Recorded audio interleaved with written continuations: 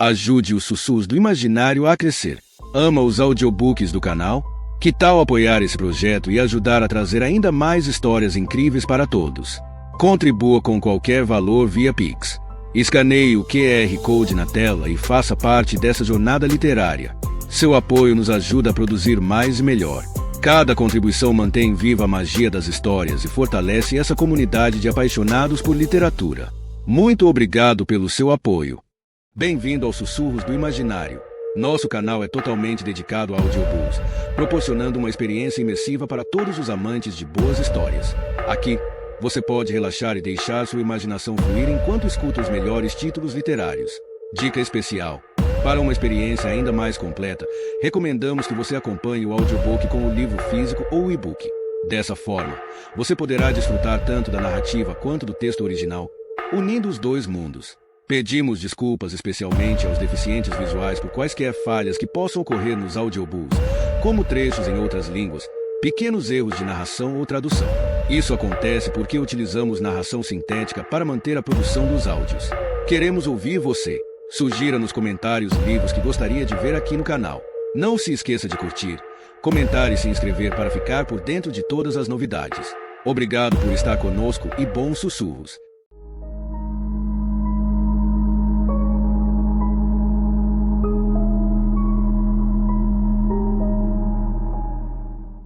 Parte 6. Betsabá. Capítulo 59. Sala de Harry. 24 de abril de 2000.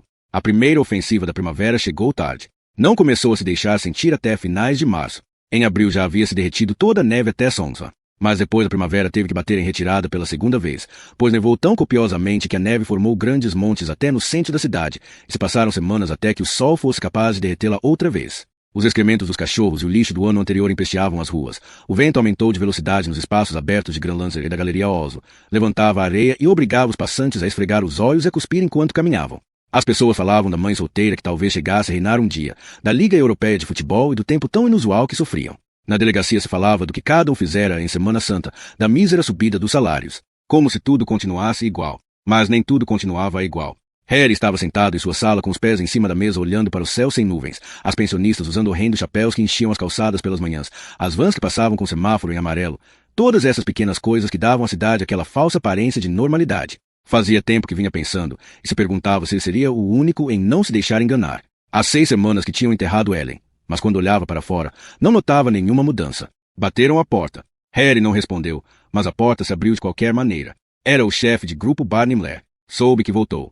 Harry viu quando um dos ônibus vermelhos parava no ponto.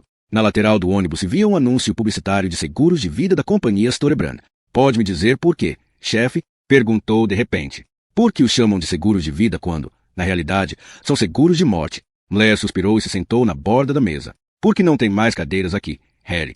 As pessoas vão mais rapidamente ao ponto se estão de pé, explicou sem deixar de olhar pela janela. Não o vimos no enterro. Havia trocado de roupa para ir, explicou Harry, mais para si que para Blair. Ele afirma que inclusive já estava no caminho. E quando vi aquele grupo tão triste de gente ao meu redor, achei por um momento que tinha chegado. Até que notei que tinha ante mim Maja, com seu avental, esperando o meu pedido. Sim, imaginava algo assim, disse Blair. Um cachorro cruzou o gramado ressecado com o focinho pegado à terra e o rabo em pé. Pelo menos havia alguém que apreciava a primavera de Oslo. O que aconteceu depois?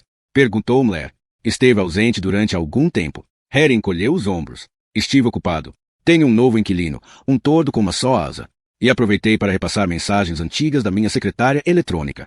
Ao final, todas as mensagens que recebi durante os 2 últimos anos couberam em uma fita de meia hora. E todas eram de Ellen. Triste, não é? Bom, quem sabe não tanto. A única coisa triste disso foi que eu não estava em casa quando me ligou pela última vez. Sabia que Ellen havia descoberto algo? Pela primeira vez desde que entrou, Harry se voltou para olhar Blair. Lembra-se de Ellen, não é? Blair suspirou. Todos nós nos lembramos de Ellen, Harry. E me lembro da mensagem que deixou em sua secretária eletrônica e de que você disse a Cripus que, em sua opinião, se tratava do intermediário da operação de compra da arma. O fato de que não tenhamos conseguido encontrar o autor do crime não significa que tenhamos esquecido Ellen, Harry. A Cripus e o grupo de delitos violentos estão há semanas trabalhando. Se tivesse vindo ao trabalho, teria se dado conta do muito que trabalhamos. Blair se arrependeu logo de suas palavras assim que as falou. Não quero dizer. Sim, é o que queria dizer. E claro, tem razão. Harry passou uma mão pelo rosto. Ontem à noite escutei uma de suas mensagens. Não tenho ideia do que queria. A mensagem continha muitos conselhos sobre coisas que devia comer e terminava, dizendo que precisava me lembrar a comida para os pássaros, de me alongar depois de treinar e de Ekman e Friesen. Sabe quem são Ekman e Friesen? Mler negou com a cabeça. 2 psiquiatras que descobriram que, quando você sorri, os músculos do rosto colocam em marcha umas reações químicas no cérebro que lhe fazem adotar uma visão mais positiva do mundo que tem ao seu redor e se sentir, definitivamente, mais satisfeito com sua vida. Simplesmente confirmaram a velha teoria de que se você sorri para o mundo sorri para você. Voltou a olhar a Mler. Triste, não é? Muito triste. Ambos sorriram e ficaram em silêncio durante um tempo. Sei que veio para me dizer algo, chefe. O que é? Mler se levantou da mesa de um pulo e começou a andar de um lado para outro. A lista dos 34 cabeças rapadas suspeitos ficou reduzida a 12 depois de verificar seus álibis. Certo. Poderíamos identificar o grupo sanguíneo do proprietário do gorro uma vez obtido o DNA dos restos de pele que encontramos. 4 dos 12 tinham o mesmo grupo sanguíneo. Tomamos uma amostra de sangue desses 4 e as enviamos à técnica para que analisassem o DNA. Os resultados chegaram hoje. E? Nada. Fez-se silêncio onde se ouviam somente as solas de borracha do sapato de Mler, que emitiam um arranhado cada vez que girava a cadeira. E a polícia judicial descartou a ideia de que o namorado de Ellen fosse o culpado. Também verificamos o seu DNA. Assim voltamos ao princípio, mais ou menos, sim. Harry se voltou para a janela outra vez. Um bando de tordos levantou o voo do Grande Olmo e desapareceu para o oeste em direção ao Hotel Plaza. O gorro é uma falsa pista, aventurou Harry. Nunca pude compreender que um agressor que cuida em não deixar nenhuma impressão e que, além disso, se preocupa em apagar as marcas das botas na neve, seja tão burro para perder o gorro a somente uns metros da vítima. É possível. Mas o sangue do gorro era de Ellen. Esse dado está confirmado. Harry olhou para o cachorro que voltava, olfateando as mesmas impressões que na ida. O animal parou no meio do gramado um tempo, com o focinho enfiado na terra antes de tomar uma decisão e desaparecer para a esquerda, fora do campo de visão de Harry. Precisamos seguir a pista do gorro, insistiu Harry. Além dos que foram condenados por agressão, precisamos procurar todos os que foram detidos ou acusados do mesmo delito, nos últimos 10 anos. Inclui também a província Kirchhoff. E procurar que... o que aconteceu? Já não trabalha em delitos violentos. A Kripos assumiu a investigação. Está me pedindo que me meta em seus assuntos? Harry não falou nada. Somente concordou lentamente com a cabeça, com o olhar fixo em algum ponto da colina Ekeber. Harry imaginou alguma vez se não deveria estar em outro lugar totalmente diferente. Chefe, Mler parou seu ir e vir e sorriu. Já que perguntou, direi que sempre pensei que Bergen seria uma cidade muito agradável. Por causa dos garotos e essas coisas, já sabe. Mas continuaria sendo oficial de polícia, não é? Claro. Porque as pessoas como nós não servem para outra coisa, não é? Mler encolheu os ombros. Pode ser que não. Mas Ellen servia para outras coisas. Muitas vezes pensei que era um desperdício de recursos humanos que ela trabalhasse na polícia. Que seu trabalho consistia em deter rapazes maus. E esse tipo de trabalho é para gente como nós, Mler, mas não para ela. Entendeu o que quero dizer? Mler se aproximou da janela e parou ao lado de Harry. Ficará melhor quando chegar maio, augurou. Sim, concordou Harry. O relógio da igreja de Granland bateu 2 badaladas. Vou dizer ao Vorsen que se ocupe do assunto, disse Mler.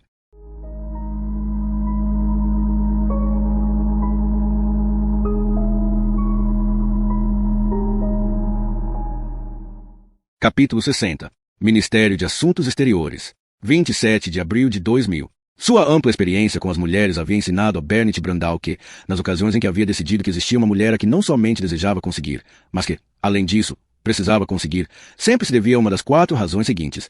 Que era mais bela que nenhuma outra, que o satisfazia sexualmente melhor que nenhuma outra, que o fazia se sentir mais homem que nenhuma outra, a mais importante de todas, que ela queria outro homem. E Brandau havia descoberto que Raquel Falk era uma dessas mulheres. Chamou-a num dia de janeiro com o pretexto de obter dela uma avaliação do novo agregado militar da embaixada russa em Oslo. Ela disse que enviaria um relatório, mas ele insistiu em que o fizesse pessoalmente, já que era sexta-feira à tarde. Sugeriu que poderiam tomar uma cerveja no bar do Hotel Continental. Assim foi que descobriu que era mãe solteira, já que ela declinou do convite dizendo que precisava apanhar o seu filho da escola, ao que ele, jocosamente, respondeu com a pergunta: as mulheres de sua geração não têm um marido que se ocupe dessas coisas? Ainda que ela não tenha falado, ele compreendeu que não existia tal marido. Em qualquer caso, ao desligar, se sentiu satisfeito com o resultado, embora com algo de desgosto por dizer sua geração, sublinhando assim a diferença de idade que havia entre eles. Em seguida ligou para Kurt Meire com o objetivo de, com a maior descrição possível, sondá-lo sobre a senhorita Falk. Como de costume, Meirick estava bem informado. Raquel havia servido como intérprete no departamento do próprio Meirick durante 2 anos, na embaixada norueguesa em Moscou. Havia se casado com um russo, um jovem professor de engenharia genética, que a conquistou de forma fulminante e passou sem mais delongas a colocar em prática suas teorias, pois não demorou em deixá-la grávida. O fato de que o próprio professor tivesse nascido com um gene que o fazia propenso ao alcoolismo, combinado com sua tendência a argumentações relacionadas com a física, cortou a duração da felicidade. Raquel Falk não repetiu os erros de muitas de suas semelhantes, esperar, perdoar e tentar compreender. Pelo contrário, saiu pela porta com Oleg em seu colo tão logo recebeu o primeiro golpe. Seu marido e a família deste, que era bastante influente, solicitaram a custódia de Oleg. E se não tivesse imunidade diplomática, Raquel não teria conseguido sair da Rússia com o filho. Ao Merik revelar que o marido o havia processado, Brandao se lembrou vagamente de um processo de um juiz russo que havia passado por sua mesa. Mas então ela não era mais que uma intérprete, e ele transferiu o assunto para outra pessoa e nem sequer anotou o nome. Quando Merik mencionou que o assunto da custódia ainda estava tramitando em mãos das autoridades russas e norueguesas, Brandao se apressou a concluir a conversa para discar em seguida o número da seção jurídica. Da próxima vez que ligou para Raquel foi para convidá-la para jantar, sem pretextos. Contudo, recebeu uma declinação amável embora firme, pelo que mandou escrever uma carta dirigida à senhorita Falk e assinada pelo encarregado da seção jurídica. A missiva dizia, em resumo, que dado o tempo passado sem resultado, o Ministério de Assuntos Exteriores tentava chegar a um acordo com as autoridades russas em relação ao assunto da custódia de Oleg, por razões humanitárias respeito à família russa do garoto.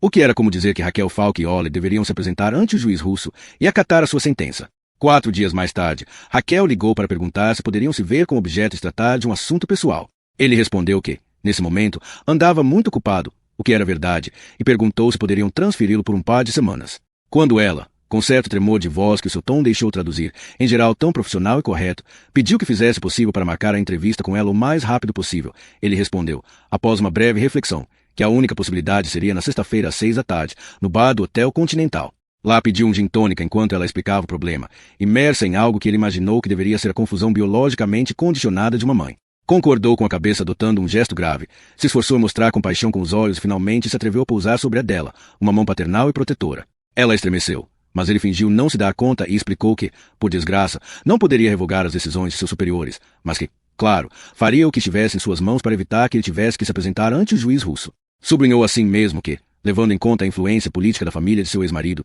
dividia plenamente a preocupação que o juiz russo decidisse contra ela. Olhou como enfeitiçado seus olhos castanhos anegados em lágrima. Se pensou que nunca vira nada tão belo. Ela declinou do convite de continuar a noite com um jantar no restaurante. O resto da noite, com um copo de uísque e a televisão ligada no hotel, foi um anticlímax. Na manhã seguinte, Brandao chamou o embaixador russo para comunicar que o Ministério de Assuntos Exteriores realizará uma reunião interna sobre o assunto da custódia de Oleg Falk-Gozeu. Pediu que lhe enviasse uma carta explicando o estado atual do assunto e onde indicasse a postura das autoridades russas a respeito. O embaixador não estava informado do caso, mas afirmou que atenderia rapidamente a petição do responsável pelos assuntos exteriores, que faria que se escrevesse a tal carta como solicitava. A notificação onde as autoridades russas pediam que Raquel e Oleg se apresentassem ao juiz russo chegou uma semana mais tarde. Brandao enviou em seguida uma cópia ao encarregado da seção jurídica e outra para Raquel Falk. Nesta ocasião, ela ligou no dia seguinte.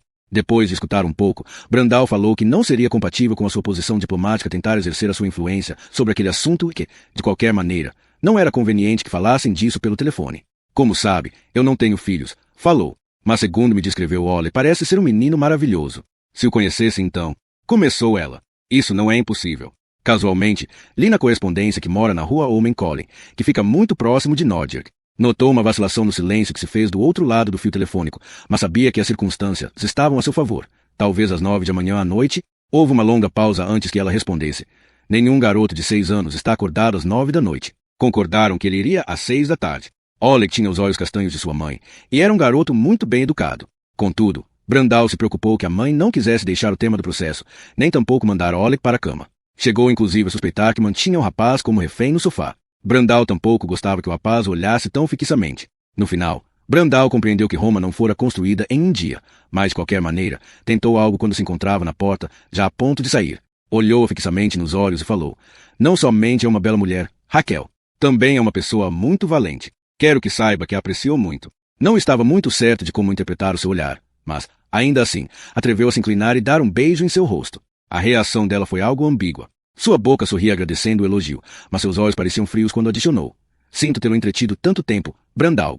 Suponho que a sua mulher o espera ansiosamente. Sua insinuação não fora nada ambígua, assim que decidiu lhe dar um par de dias para pensar, mas não recebeu nenhuma ligação de Raquel Falk. Mas sim, uma carta algo inesperada da embaixada russa, onde pedia uma resposta. Brandao compreendeu que, ao se dirigir a eles, havia reavivado o caso de Oleg Falk-Gozeu. Lamentável, mas, já que havia acontecido, não viu razão alguma para não se aproveitar disso. Ligou em seguida para Raquel no seu escritório no CNI e a colocou ao corrente das últimas novidades do caso. Algumas semanas mais tarde, se encontrava outra vez na rua Holmenkollen, no chalé de vigas de madeira, maiores e mais escuras ainda que as dele. Mas nesta ocasião, depois que o garoto fora para a cama, Raquel parecia agora muito mais relaxada em sua companhia. Até conseguiu levar a conversa para um plano mais pessoal, pelo que não foi muito chamativo o fato de que comentasse de como ficará platônica a relação entre ele e sua mulher, e o importante era que de vez em quando se esquecesse do cérebro e escutasse o corpo e o coração, quando se viu interrompido pelo som da campainha, tão repentino quanto inconveniente. Raquel foi abrir a porta e voltou com aquele tipo alto que usava a cabeça quase rapada e tinha os olhos avermelhados. Raquel apresentou como um colega do CNI Brandal que estava certo de ter ouvido seu nome anteriormente, embora não foi capaz de lembrar quando ou onde. Imediatamente, sentiu que tudo relacionado com aquele homem lhe desgostava. Não gostou também da interrupção e do fato de que o indivíduo estivesse bêbado, que se sentasse no sofá e, tal como Oleg, o olhasse fixamente sem pronunciar uma só palavra. Mas o que mais irritou foi a mudança que notou em Raquel. De fato, o rosto dela se iluminou. Se apressou a preparar café e sorria ante as respostas crípticas e monossilábicas daquele tipo, como se contivessem sentenças geniais. Ei! Quando lhe proibiu que voltasse para casa em seu próprio carro, notou uma preocupação sincera em sua voz. O único traço positivo que Brandalgo observou naquele tipo foi a sua abrupta retirada e o fato de que, em seguida, ouvissem que seu carro arrancava, o que poderia significar, em consequência, que havia possibilidade de que fosse bastante decente para se matar na estrada. O dano causado na atmosfera que reinava entre eles antes de sua chegada fora irreparável. Ao fim de um tempo, Brandal também se despediu, apanhou seu carro e foi para casa. Então se lembrou daquela velha verdade. Existem 4 razões pelas quais os homens decidem que precisam conseguir uma mulher, e a mais importante é ter compreendido que ela preferia a outro. No princípio ficou muito surpreso, quando no dia seguinte ligou para Knut Meirik para perguntar quem era aquele tipo alto e ruivo, mas em seguida começou a rir, porque era a mesma pessoa que ele havia promovido e colocado no CNI. Ironias do destino, claro, mas até o destino depende, em certos casos, do conselheiro do Real Ministério de Assuntos Exteriores da Noruega. Quando Brandal pendurou o telefone, já estava de bom humor e foi assoviando pelos corredores para comparecer à sua próxima reunião. Em menos de 70 segundos, já estava na sala.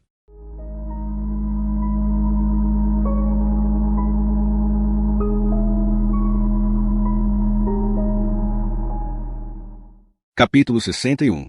Delegacia Geral de Polícia. 27 de abril de 2000. Harry estava na porta de sua velha sala, observando um homem jovem e ruivo que ocupava a cadeira de Ellen. O jovem estava tão concentrado em seu computador que não se deu conta da presença de Harry até que o ouviu tossir. Então você é Alvorsen? Perguntou Harry. Sim, respondeu o jovem com um olhar inquisidor. Da delegacia de Saint-Éger? Correto. Harry errou. Eu me sentava onde você está agora, mas na cadeira ao lado. Está quebrada? Harry sorriu. Sempre foi quebrada. Barney Mler lhe pediu que verificasse um par de detalhes em relação com o caso de Ellen Gelten. Um par de detalhes? Disse Alvorsen incrédulo. Estou há 3 dias trabalhando nele. Harry se sentou em sua velha cadeira, que fora transferida para a mesa de Ellen. Era a primeira vez que via a sala desse ângulo. E o que descobriu? Alvorsen? Alvorsen franziu as sobrancelhas. Não se preocupe, tranquilizou Harry. Fui eu quem pediu essas informações. Pode perguntar a Mler se quiser. De repente, Alvorsen entendeu. Claro, você é o Rol do CNI. Sinto ser tão lento. Em seu rosto se desenhou um sorriso de garoto grande. Lembro-me daquele caso da Austrália.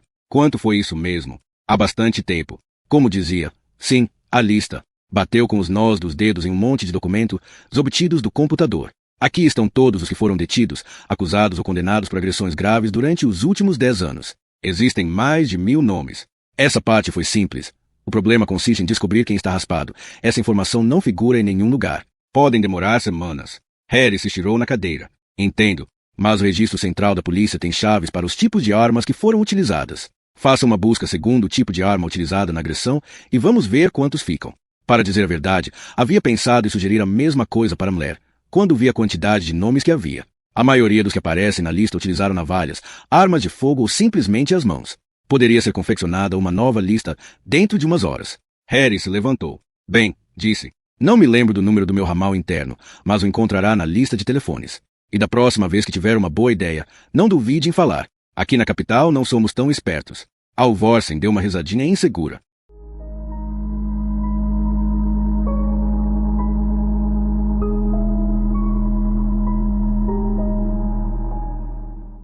Capítulo 62. CNI. 2 de maio de 2000. A chuva estivera castigando as ruas toda a manhã até que, de repente, o sol rompeu com violência a capa de nuvens. Em um momento, o céu ficou limpo.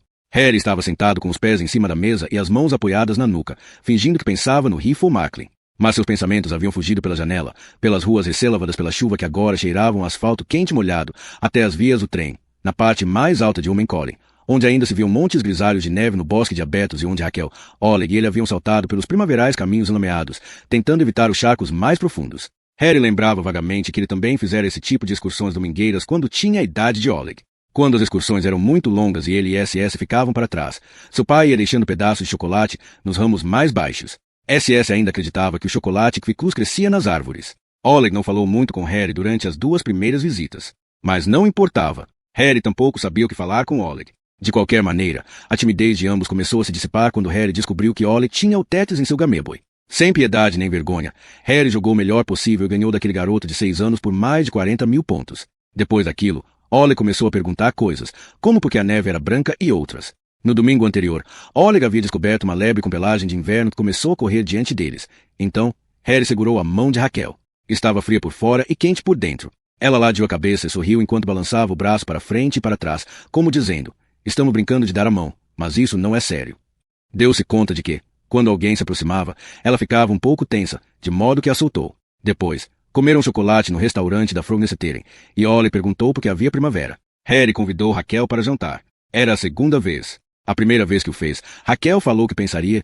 Pouco depois, ligou para rechaçar o convite. Também nesta ocasião falou que voltaria a pensar, e não dissera definitivamente que não. Soou o telefone. Era Alvorsen. Parecia ensonado e explicou que acabava de se levantar da cama. Verifiquei 70% das pessoas na lista suspeitas de ter utilizado uma arma contundente em relação com uma agressão grave, explicou. Até agora encontrei 8 rapados. Como os encontrou? Liguei por telefone. É incrível a quantidade de gente que está em sua casa às 4 da madrugada. Alvorsen deu uma risadinha insegura ao ver que Harry não fez o menor comentário. Ligou para um por um? Perguntou Harry. Sim, disse Alvorsen. Para casa ou para o celular. É incrível quanta gente tem. Harry o interrompeu. Pediu a esses criminosos violentos que fossem tão amáveis de dar à polícia uma descrição atualizada de si mesmos? Não exatamente. Disse que estávamos procurando um suspeito de cabelo vermelho e comprido e perguntei se haviam tingido cabelo ultimamente. Esclareceu Alvorsen. Não entendi. Se você estivesse rapado, o que responderia a essa pergunta? Ah! Exclamou Harry. Já vi que em CNTG são muito espertos. Uma vez mais, a mesma risadinha insegura. Mande-me a lista por fax. Pediu Harry. Mandarei quando me devolverem. Quando devolverem? Sim, um dos oficiais deste grupo. Estava me esperando quando cheguei e parecia que precisava dela com urgência. Eu acreditava que somente trabalhava no caso Gelten Acripos, disse Harry. Parece que não. Quem era? Creio que se chama Vagem, ou algo assim, vacilou Alvorsen. Não existe nenhum Vagem no grupo de delitos violentos. Não seria Valer? É isso, afirmou Alvorsen antes de adicionar, algo envergonhado. São tantos nomes novos. Harry tinha vontade de dar uma bronca no jovem oficial por entregar material de investigação a alguém cujo nome nem sequer conhecia, mas pensou que não era o momento mais indicado para fazer uma crítica. Depois de 3 noites seguidas trabalhando no caso, o mais provável era que o rapaz estivesse a ponto de desmaiar. Bom trabalho, disse Harry. E já ia desligar quando o jovem exclamou. Espere, seu número de fax. Harry olhou pela janela. As nuvens haviam começado a aparecer de novo sobre a colina Ekeber. Vai encontrá-lo na lista de telefones, falou. Apenas havia pendurado o fone, quando voltou a soar. Era Meirik, que lhe pediu que fosse na sua sala em seguida. Como está o relatório dos neonazistas? Perguntou quando Harry apareceu no umbral da porta.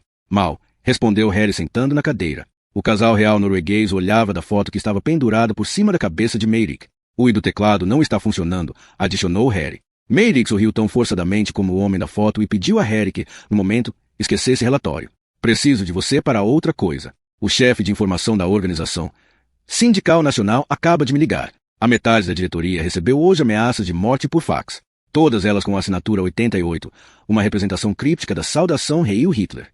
Não é a primeira vez, mas desta vez chegou aos ouvidos da imprensa. E já começaram a nos ligar. Conseguimos seguir o rastro do remetente até um fax público de Klippa. Desta vez devemos levar as ameaças a sério. Klippa, um lugar a 30 quilômetros ao este de Helsingborg. 16.000 habitantes e o pior foco neonazista da Suécia. Lá tem famílias que são nazistas desde os anos 30. Muitos dos neonazistas noruegueses peregrinam até ali para ver e aprender. Quero que faça a mala, Harry. Harry teve um desagradável pressentimento. Mandamos você ali para observar, Harry. Deve entrar em contato com eles. Vamos fornecer outra ocupação, outra identidade e os demais detalhes mais adiante. Prepare-se para permanecer ali uma temporada. Nossos colegas suecos já procuraram um lugar para você morar. Enviam-me ali para observar, repetiu Harry. Não dava crédito ao que ouvia. Não sei nada de observação, Meirik. Sou investigador. Ou já esqueceu. O sorriso de Meirik parecia cansado. Aprenderá rápido. Harry, não é muito difícil. Aprecie como uma experiência interessante e útil. Certo. Quanto tempo? Uns meses. 6 no máximo. 6? Exclamou Harry. Será melhor que veja o lado positivo, Harry. Não tem família com que se preocupar. Nenhum. Quem será o resto da equipe? Mayrick negou com a cabeça. Não existe equipe. Você ficará sozinho. Assim será mais verossímil. E informará diretamente a mim. Harry esfregou o queixo. Porque eu, Mayrick, dispõe de todo um grupo de especialistas em observação e em grupos de extrema-direita. Alguma vez tem que ser a primeira. E o que aconteceu com o Rifle Macklin? Seguimos a pista até dar com um velho nazista e agora esta ameaça assinada com o rei e o Hitler. Não seria melhor que continuasse trabalhando, hein? Fará o que eu disse, Harry. Mayrick já não tinha vontade de continuar sorrindo. Havia algo em tudo aquilo que não encaixava. Sentia algo, mas não entendia o que era nem qual seria sua origem. Levantou-se. Mayrick também. Irá depois do fim de semana, disse Mayrick lhe estendendo a mão. Para Harry parecia um gesto muito estranho e no semblante de Mayrick aflorou uma expressão de rubor, como se ele também acabasse de se dar conta de como era estranho. Contudo, já era muito tarde. A mão estava no ar, com os dedos algo separados, e Harry apertou-a rapidamente para assim acabar com aquela situação tão embaraçosa quanto antes possível. Quando Harry passou junto à recepção, Linda gritou que chegará um fax para ele que estava em sua caixa de correio. Então Harry o apanhou ao passar. Era a lista de Alvorsen. Percorreu os nomes com o olhar enquanto avançava pelo corredor e se esforçava para compreender a que parte de seu ser seria útil se relacionar com neonazistas durante 6 meses em um lugar insignificante, no sul da Suécia. Claro, não a parte que tentava se manter sóbria. Tampouco a parte que estava esperando a resposta de Raquel ao seu convite. E, decididamente, não a parte que queria encontrar o assassino de Ellen. Nesse ponto de seu pensamento, e sem deixar de olhar a lista, parou. Aquele último nome. Não havia razão para se surpreender de que aparecessem velhos conhecidos na lista, mas isso era outra coisa. Aquele nome fizera ressoar em seu interior o mesmo som que ouvia quando limpava o seu Smith Wesson 38 e voltava a juntar as peças. Esse suave clique que lhe dizia que algo, claramente, encaixava. Uns segundos depois já estava na sala ligando para Alvorsen. Este anotou as suas perguntas e disse que ligaria quando soubesse de algo. Harry se inclinou para trás na cadeira. Podia ouvir as batidas de seu coração. Normalmente, não era o seu forte combinar pequenos fragmentos de informação que, à simples vista, não tinham nada a ver entre si. Aquilo se devia, sem dúvida, a uma rara inspiração. Quando Alvorsen ligou um quarto de hora mais tarde, Harry tinha a sensação de estar há horas esperando. Combina, declarou Alvorsen. Uma das impressões de bota na cena do crime pertencia a umas botas Combat de número 45. Puderam determinar isso porque a bota era praticamente nova. E sabe quem utiliza botas Combat? Claro, são aprovadas pela OTAN. Muitos dos homens de Saint-Léger as usam. E vi que muitos cunhados ingleses também as usam. Correto. Cabeças raspadas. Buotos. Neonazistas. Encontrou alguma foto? 4. 2 da Oficina da Cultura de Aker e 2 de uma manifestação realizada ante a Casa Blitz, no 92. Usava gorro em alguma delas? Sim, na da Oficina da Cultura de Aker. Um gorro Combat? Deixe-me ver. Harry ouviu o rugido da respiração de Alvorsen contra o microfone. Enquanto esperava, elevou uma oração para que a resposta fosse a desejada. Não se parece disse Alvorsen por fim. Está certo disso? Insistiu Harry sem tentar ocultar a sua decepção. Alvorsen disse estar certo e Harry soltou uma maldição.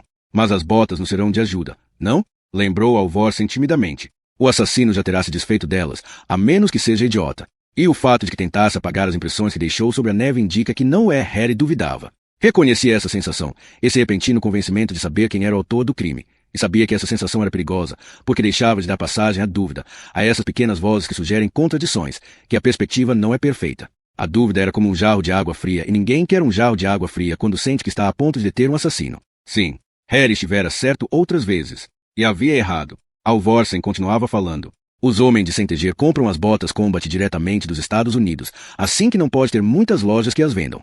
E as botas do assassino são quase novas. Harry seguiu à perfeição sua inspiração. Muito bem, Alvorsen. Descubra quem as vende e comece pelas lojas de acessórios militares. Depois faça uma ronda mostrando as fotos e pergunte se alguém se lembra de ter vendido um par de botas a esse tipo nos últimos meses. Harry, já sei. Antes preciso obter o visto de Mler. Harry sabia que as possibilidades de encontrar um vendedor que se lembrasse de todos os clientes a quem vendera botas nos últimos meses eram mínimas. Claro está que as probabilidades melhoravam ligeiramente se o cliente usava as palavras "sie" e "il" tatuadas no cangote, mas ainda assim. Tarde ou cedo, Alvorsen precisaria aprender que 90% do trabalho da investigação de um assassinato consistia em procurar no lugar errado. Depois de desligar, Harry ligou para Mler. O chefe de grupo escutou seus argumentos e quando Harry terminou, aclarou a garganta e respondeu. Alegro-me ouvir que você e Tom Valer por fim estão de acordo em algo. Ah, sim? Ligou-me há meia hora para pedir quase o mesmo que você. Dei permissão para interrogar Sverre Olsen. Caramba, que coincidência. Verdade? Harry não sabia exatamente o que dizer. Assim, quando Mler perguntou se queria alguma outra coisa, murmurou um adeus e desligou. Olhou pela janela. O trânsito da hora do rush acabava de começar na rua Saveigaard. Centrou a sua atenção em um homem com casaco cinza e chapéu antiquado e seguiu seu lento caminhar até perdê-lo de vista. Harry notou que seu pulso voltava à normalidade. Clipa. Quase esquecera, mas agora voltou à sua cabeça como uma ressaca paralisante. Pensou em ligar para o número interno de Raquel, mas descartou a ideia. Então aconteceu algo estranho. Um movimento que observou numa lateral de seu campo de visão o fez dirigir o olhar até algo que havia do outro lado da janela. No princípio não conseguiu distinguir o que era, somente que se aproximava a grande velocidade. Abriu a boca, mas a palavra, o grito, ou o que queira que seu cérebro formulasse, nunca chegou aos seus lábios. Soou um golpe suave, o vidro da janela vibrou ligeiramente. Ficou olhando uma mancha de umidade em cujo centro parecia agarrada uma pluma cinza, se mexendo no vento primaveral. Ficou sentado um momento. Em seguida apanhou seu casaco e se apressou até o elevador.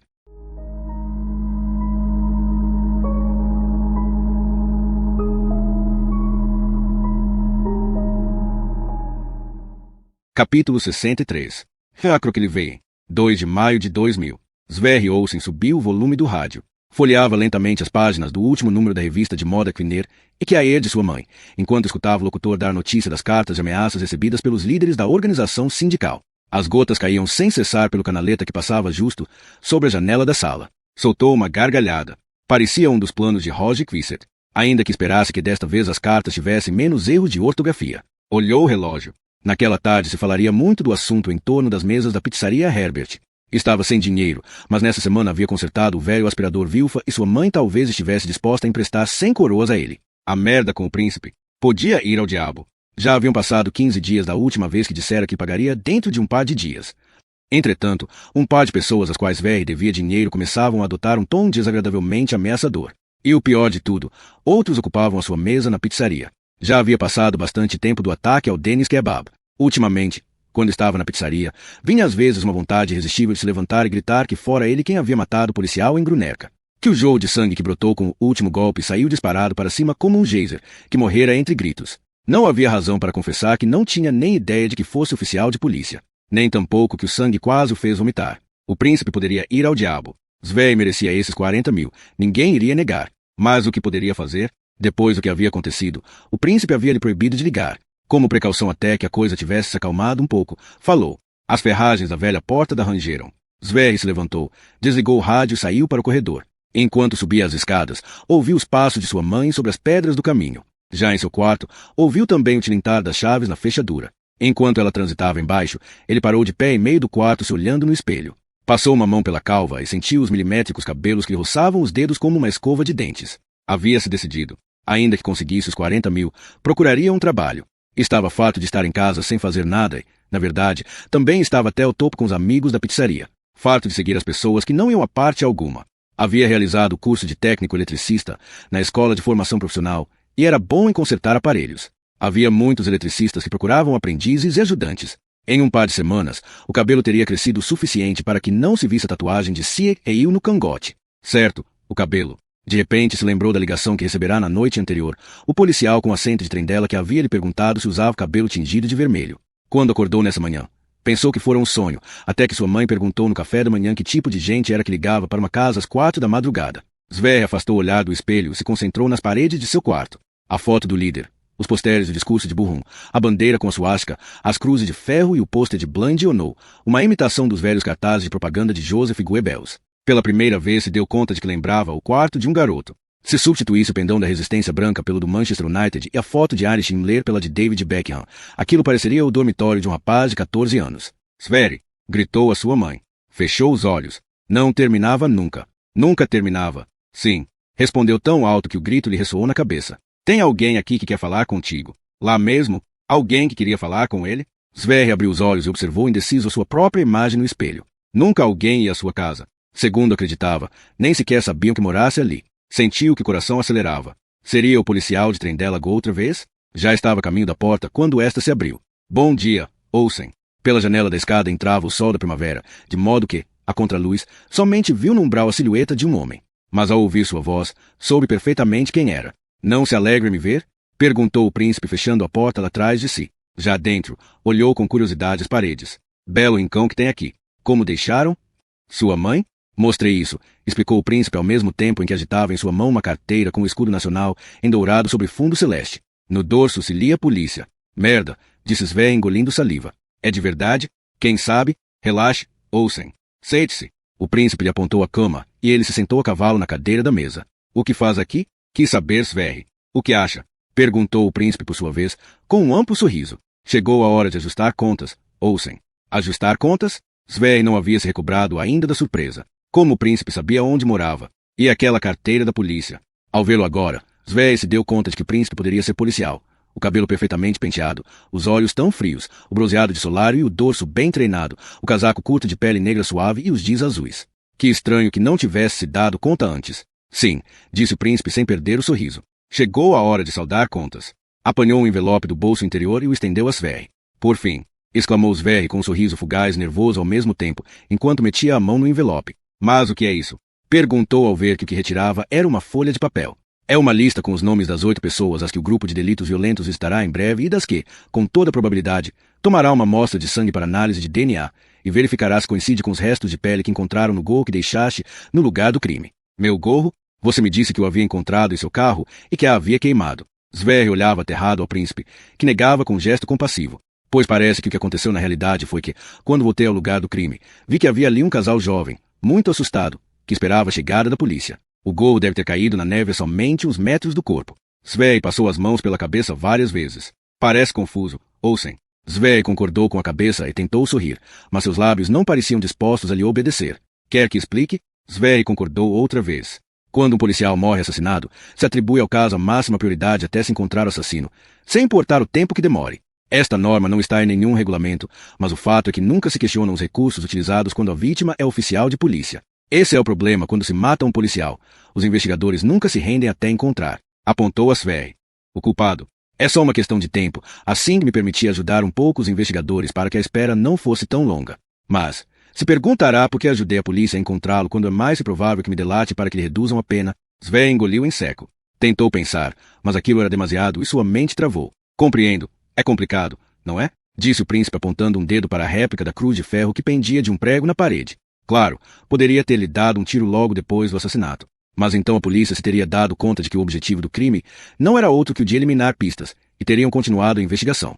Retirou a corrente do prego e a colocou ao redor do pescoço, por cima do casaco. Outra alternativa teria sido resolver o caso rapidamente o mesmo, dando um tiro durante a detenção e procurar que parecesse que havia oferecido resistência.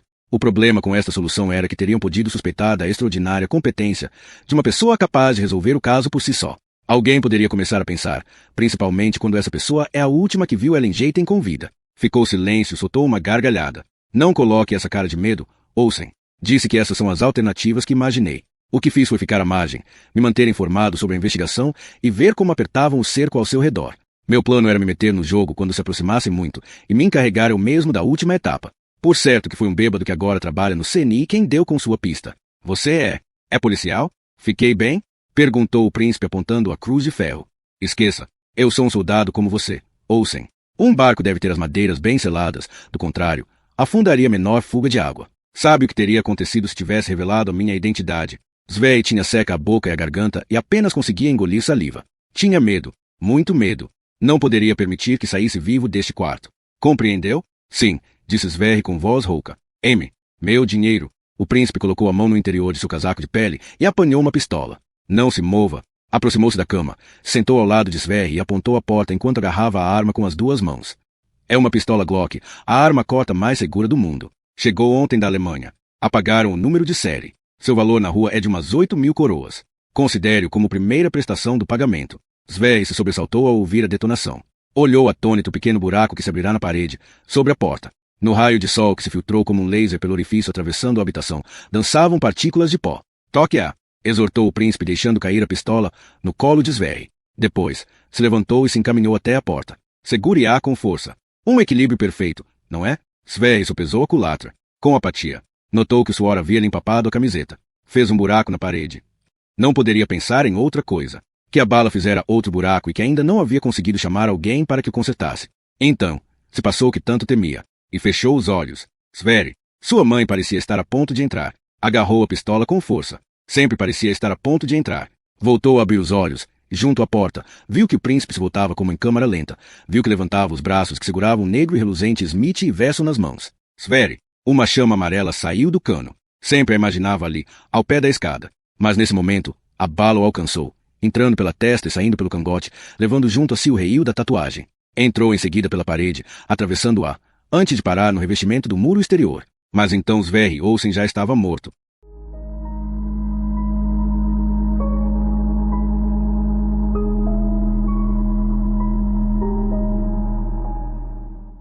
Capítulo 64. Rio Acrocliveien. 2 de maio de 2000. Harry havia mendigado uma xícara de café em copo de papel de uma das garrafas térmicas do grupo da polícia científica. Estava na rua, diante da pequena casa, bastante feia, por certo, da rua Acrocliveien, em Berk, e olhava para um jovem oficial que, tendo subido em uma escada que estava apoiada contra a parede, se dispunha a marcar o buraco por onde havia passado a bala. Já haviam começado a se congregar alguns curiosos, e para evitar que se aproximassem demasiado, haviam isolado a casa. O sol da tarde caía diretamente sobre o homem que havia subido na escada, mas a casa ficava em um barranco do terreno, e no lugar onde se encontrava Harry começava a fazer frio. Então chegou logo depois que tivesse acontecido, ouviu que alguém perguntava às suas costas. Quando se voltou, viu que era Barney Mler. Cada dia frequentava menos as cenas de crimes, mas Harry ouvirá dizer que Mler era um bom investigador. Havia inclusive quem insinuasse que deviam tê-lo deixado seguir nisso. Harry lhe ofereceu copo de café, mas Mler negou com um gesto. Sim, parece ser que cheguei somente 4 ou 5 minutos depois, confirmou Harry. Quem lhe disse? A central de alarmes. Disseram-me que havia ligado pedindo reforços logo depois que Valer ligara para informar do tiroteio. Harry apontou com a cabeça para o carro esportivo vermelho que estava estacionado diante da calçada. Quando cheguei, vi o carro de Valer. Sabia que a sua intenção era vir aqui, assim não me surpreendi. Mas quando saí do carro, ouvi um barulho terrível.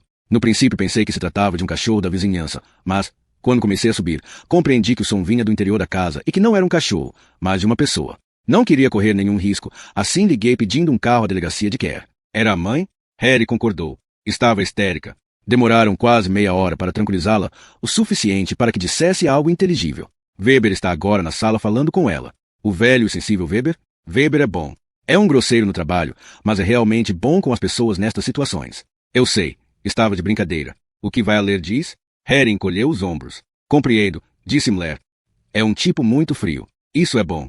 Entramos para dar uma olhada. Eu já entrei. Então me leve para uma visita guiada. Abriram caminho até o segundo andar sem deixar de cumprimentar entre murmúrios a colegas que não viam há muito tempo. O quarto estava abarrotado de especialistas da polícia científica, vestidos de branco, e os flashes dos fotógrafos relampagueavam sem cessar. Sobre a cama havia um grande plástico negro onde haviam desenhado em branco uma silhueta. Mler percorreu as paredes com o olhar. Meu Deus! Murmurou. Sverre Olsen não era eleitor do Partido Trabalhista, comentou Harry. Não toque em nada, Barney, gritou um inspetor da científica que Harry reconheceu. Lembra-se do que aconteceu na última vez? Mler se lembrava, obviamente, pois começou a rir. Sverre Olsen estava sentado na cama quando Valer entrou, começou Harry. Segundo Valer, ele ficou junto à porta perguntando a Olsen onde estava na noite em que mataram Ellen. Olsen fingiu não lembrar a data, então Valer continuou perguntando até que ficou claro que Olsen não tinha álibi. Segundo Valer, ele falou para Olsen que precisaria acompanhá-lo à delegacia para prestar um depoimento e foi então quando, de repente, Olsen apanhou o revólver que, aparentemente, tinha escondido debaixo do travesseiro. Disparou e a bala passou por cima do ombro de Valer, atravessando a porta. Aqui tem um buraco, e em seguida continuou a sua trajetória atravessando também o teto do corredor. Segundo Valer, ele usou a sua arma regulamentar antes que Olsen pudesse disparar outra vez. Rápida atuação. E boa pontaria. Segundo me disseram. Sim, diretamente na testa, confirmou Harry. Bom, talvez não seja tão estranho. Valer obteve o melhor resultado nas provas de tiro deste outono. Esqueceu-se dos meus resultados, pontualizou Harry secamente. E aí, Ronald? Gritou Mler se dirigindo ao inspetor de branco. Sem problemas, creio. O inspetor se levantou ajeitando as costas com um gemido. Encontramos a bala que matou Olsen atrás do revestimento. A que atravessou a porta continuou através do teto. Vamos ver se a encontramos também, para que os rapazes de balística tenham algo com que se entreter amanhã. Pelo menos o ângulo de tiro coincide. Ok, obrigado. Não tem de quê, Barney. Como está a sua mulher? Mler explicou como se encontrava a mulher, mas não se preocupou em perguntar pela mulher do inspetor. Mas, pelo que sabia Harry, havia a possibilidade de que o inspetor não tivesse esposa. No ano anterior, 4 dos rapazes da científica se separaram no mesmo mês. Na cantina fizeram alguma que outra piada, dizendo que seria pelo cheiro a cadáver. No exterior, em frente à casa, viram Weber. Estava só, com uma xícara de café na mão e olhava para o homem que estava na escada. Como foi, Weber? Interessou-se Mler. Sem problemas, afirmou voltando a olhar o homem da escada. Claro que falou que não entendia, que seu filho não suportava ver sangue e tudo demais, mas não creio que tenhamos problemas para determinar o que ocorreu aqui realmente. Certo. Mler segurou Harry pelo cotovelo. Vamos dar uma volta. Começaram a andar pela rua. Era uma área residencial de casas pequenas, jardins diminutos e alguns edifícios de apartamento no final. Uns garotos com os rostos avermelhados pelo esforço passaram ao seu lado em suas bicicletas, na direção dos carros policiais que estavam com as luzes azuis acesas. Mler esperou até que se afastassem um pouco, para que não pudessem ouvi-lo. Não parece muito satisfeito de que tenhamos descoberto quem matou a Ellen, observou. Não estou satisfeito. Em primeiro lugar, ainda não sabemos se foi Sverre Olsen. A análise de DNA, A análise de DNA nos confirmará que foi ele. O que aconteceu? Harry? Nada, chefe. Mulher parou. De verdade? De verdade. O chefe apontou para casa com um gesto. É porque pensa que uma bala rápida é um castigo muito leve para Olsen. Já disse que não é nada. Repetiu Harry com veemência. Desembucha. Gritou Mulher então. Só que me parece muito estranho. Mulher franziu as sobrancelhas. Que parece tão estranho? Um policial com a experiência de Tom Valer. Harry desceu a voz e falou lentamente, enfatizando cada palavra. É estranho que decidisse vir sozinho para falar com um suspeito de assassinato, talvez prendê-lo. Essa conduta vai contra todas as normas escritas e tácitas. Então, o que insinua? Que Tom Valer o provocou. Acha que fez com que Olsen sacasse a arma para assim poder vingar a Ellen. É isso? E por essa razão, na casa, dizia segundo Valer isso e segundo Valer aquele, dando a entender que os policiais não deem confiar na palavra de um colega. E tudo isso, quando metade do grupo da polícia científica escutava. Olharam-se fixamente. Mulher era quase tão alto como Harry. Só digo que é muito estranho, insistiu Harry se virando. Isso é tudo. Já basta, Harry. Não sei estava seguindo Valer até aqui porque suspeitava que poderia acontecer algo assim. O que sei é que não quero ouvir nada mais. A verdade é que não quero ouvir nenhuma fodida palavra sua que insinue algo. Entendido? Harry olhou para a casa amarela da família Olsen. Era menor que as demais e não tinha um teto tão alto como as outras casas daquela rua residencial tão tranquila. Os tetos dos outros faziam com que esta, mais feia, parecesse desprotegida, como se as casas vizinhas quisessem excluí-la. Cheirava intensamente a mato queimado e o vento trazia e usava a voz longínqua e metálica dos alto-falantes do hipódromo de Beck. Harry encolheu os ombros. Sinto muito. Mulher lhe colocou uma mão no ombro. Era melhor. Já sei, Harry.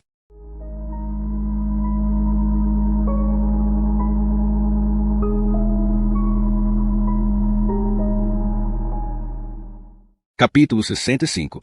Restaurante Ster. 2 de maio de 2000.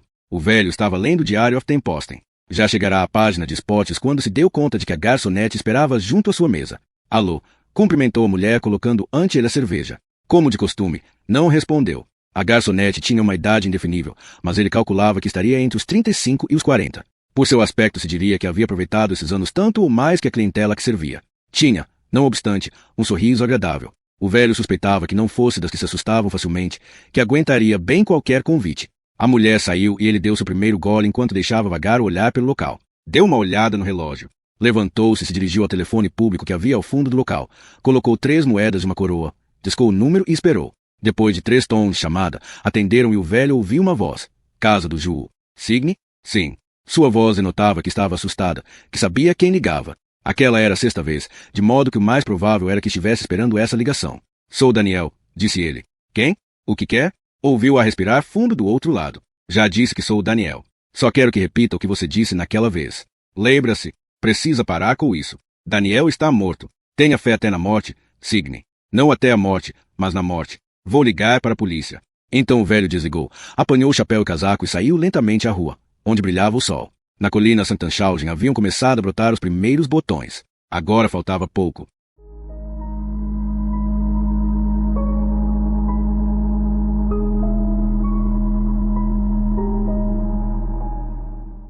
Capítulo 66. Restaurante Dinner. 5 de maio de 2000. A risada de Raquel penetrou no ruído de vozes do restaurante, que estava abarrotado de clientes. E quase senti medo quando vi que havia uma mensagem na secretária eletrônica, explicou Harry. Você sabe, o piscar luminoso dessa espécie de olho diminuto e logo depois, sua voz que encheu a sala de estar. Em seguida, imitou-a com voz grave. Raquel, sexta-feira às 8 no dinner. Lembre-se de ir bem vestido e de trazer a carteira. Elge se assustou. Tive que deixá-la comer espiga de milho 2 vezes para que se acalmasse. Eu não disse tal coisa. Protestou ela entre risadas. Bem, algo parecido. Não. Além disso, é culpa sua da mensagem que tem na secretária eletrônica. Raquel tentou falar com a mesma voz profunda que Harry. Esqueça. E Tay? Típico de mim? É fora um jantar perfeito, uma noite perfeita, e agora chegará o momento de estragá-lo, se dizia Harry. Meirik me mandou ir para a Suécia numa missão de observação. Começou manuseando o copo de água. Durante 6 meses. Viagem depois do fim de semana. Ah, sim? Harry se surpreendeu que seu rosto não demonstrasse alguma reação. Já liguei para a SS e para meu pai para contar. Continuou. Meu pai me atendeu e inclusive me desejou boa sorte. Isso está certo, aprovou Raquel com um sorriso, mas atenta ao menu de sobremesas. Oleg sentirá sua falta, adicionou em voz baixa. Harry olhou-a, mas não conseguiu captar o seu olhar. E você? Perguntou. Um leve sorriso se desenhou no semblante de Raquel. Tem banana split à saison, disse. Peça 2. Eu também vou sentir sua falta, respondeu por fim, sem deixar de olhar o menu. Quanto? Encolheu os ombros. Ele repetiu a pergunta. Raquel inspirou ar como para dizer algo, o soltou, e começou de novo. Finalmente, falou. Sinto muito, Harry, mas nesse momento somente existe lugar para um homem em minha vida. Um pequeno homem de 6 anos. Harry teve a sensação de que lhe jogava um jarro de água gelada na cabeça. Vamos, disse Harry. Não posso estar tão equivocado. Ela parou de estudar o menu e olhou inquisitivamente. Você e eu? Começou, Harry se inclinando para a frente. Estamos flertando nesta noite. Estamos fazendo isso juntos e muito bem. Mas eu acredito que queremos algo mais. Você quer algo mais? Pode ser. Pode ser. Não. Com certeza. Você quer tudo. O quê? O quê? É você quem deve responder essa pergunta. Raquel. Dentro de uns dias irei para uma cidadezinha do sul da Suécia. Não sou um homem bafejado pela sorte. Somente quero saber se, quando voltar no outono, terei algo para que voltar. Seus olhares se encontraram e, nesta ocasião, ele conseguiu que ela lhe sorrisse. Sinto muito. Não é minha intenção me comportar assim. Sei que isso parecerá estranho, mas a alternativa não é viável. Que alternativa? Fazer o que tenho vontade de fazer. Levá-lo para minha casa, retirar toda a roupa e fazer amor contigo a noite toda. Sussurrou as últimas palavras baixinhas e rápidas, como se tivesse se adiantado a dizer algo que tinha pensado deixar para mais adiante, mas já estava dito, e precisava dizer bem assim, sem rodeios. E por que não alguma outra noite mais? Perguntou Harry. Ou várias noites. Que me diz de amanhã à noite, na noite seguinte e na semana que vem? Já basta, Harry. Não pode ser. Está bem. Então não. Harry apanhou outro cigarro e o acendeu. Raquel lhe acariciou a face, a boca. Aquele suave gesto esvaziou seu interior como uma contração, deixando uma dor silenciosa ao desaparecer. Não é por você, Harry. Por um instante, achei que poderia fazer uma vez só. Repassei todos os argumentos. 2 pessoas adultas. Nenhum terceiro implicado. Uma relação sem compromisso muito simples. É um homem que desejo mais que alguém desde o pai de Oleg. Por isso sei que não será suficiente uma vez. E isso, simplesmente, não pode ser. Ficou em silêncio. É porque o pai de Oleg é alcoólatra. Perguntou Harry. Por que pergunta isso? Não sei. Isso poderia explicar porque não quer nada mais comigo. Não é porque esteve com outro bêbado que pode decidir que sou um péssimo partido, mas... Raquel segurou a sua mão e se apressou a corrigi-lo. Não é um péssimo partido, Harry. Não é isso. Então o que é? Esta será a última vez. É a última vez que saímos. Ele ficou olhando há um bom tempo. E então, se deu conta. Não eram lágrimas de alegria o que brilhava em seus olhos. E que me diz do resto da história? Perguntou tentando sorrir. Não me dirá que é como no CNI. Somente saberá o que precisa saber? Ela confirmou com um gesto. O garçom se aproximou da sua mesa, mas, aparentemente, compreendeu que não era o momento oportuno para interromper e voltou a ir embora. Ela abriu a boca para dizer algo. Harry viu que estava a ponto de chorar, que mordia o lábio inferior. De repente, deixou o guardanapo sobre a toalha, empurrou para trás a cadeira, se levantou, sem fizer palavra, saiu do restaurante. Harry ficou olhando para o guardanapo. Devia tê-la estado amassando com a mão um bom tempo, porque parecia uma bola. Harry a observou enquanto se abria lentamente, como uma flor de papel branco.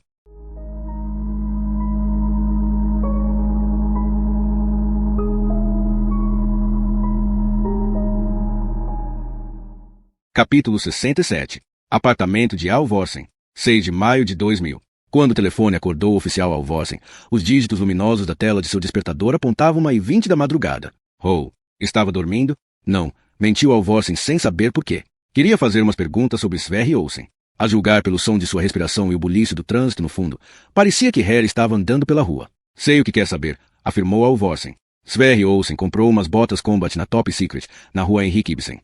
Reconheceram-no pela foto e nos disseram até a data. Os de Kripos haviam estado ali verificando seu álibi no caso Algrindale, antes do Natal.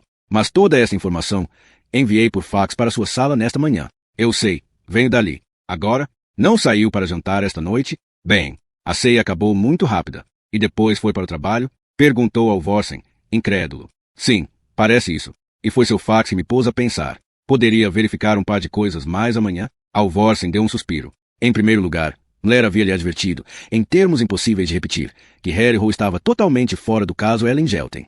Em segundo lugar, no dia seguinte era sábado e ele não iria trabalhar. Continua aí, Alvorsen? Sim, tenho certeza do que Blair terá dito. Não faça caso.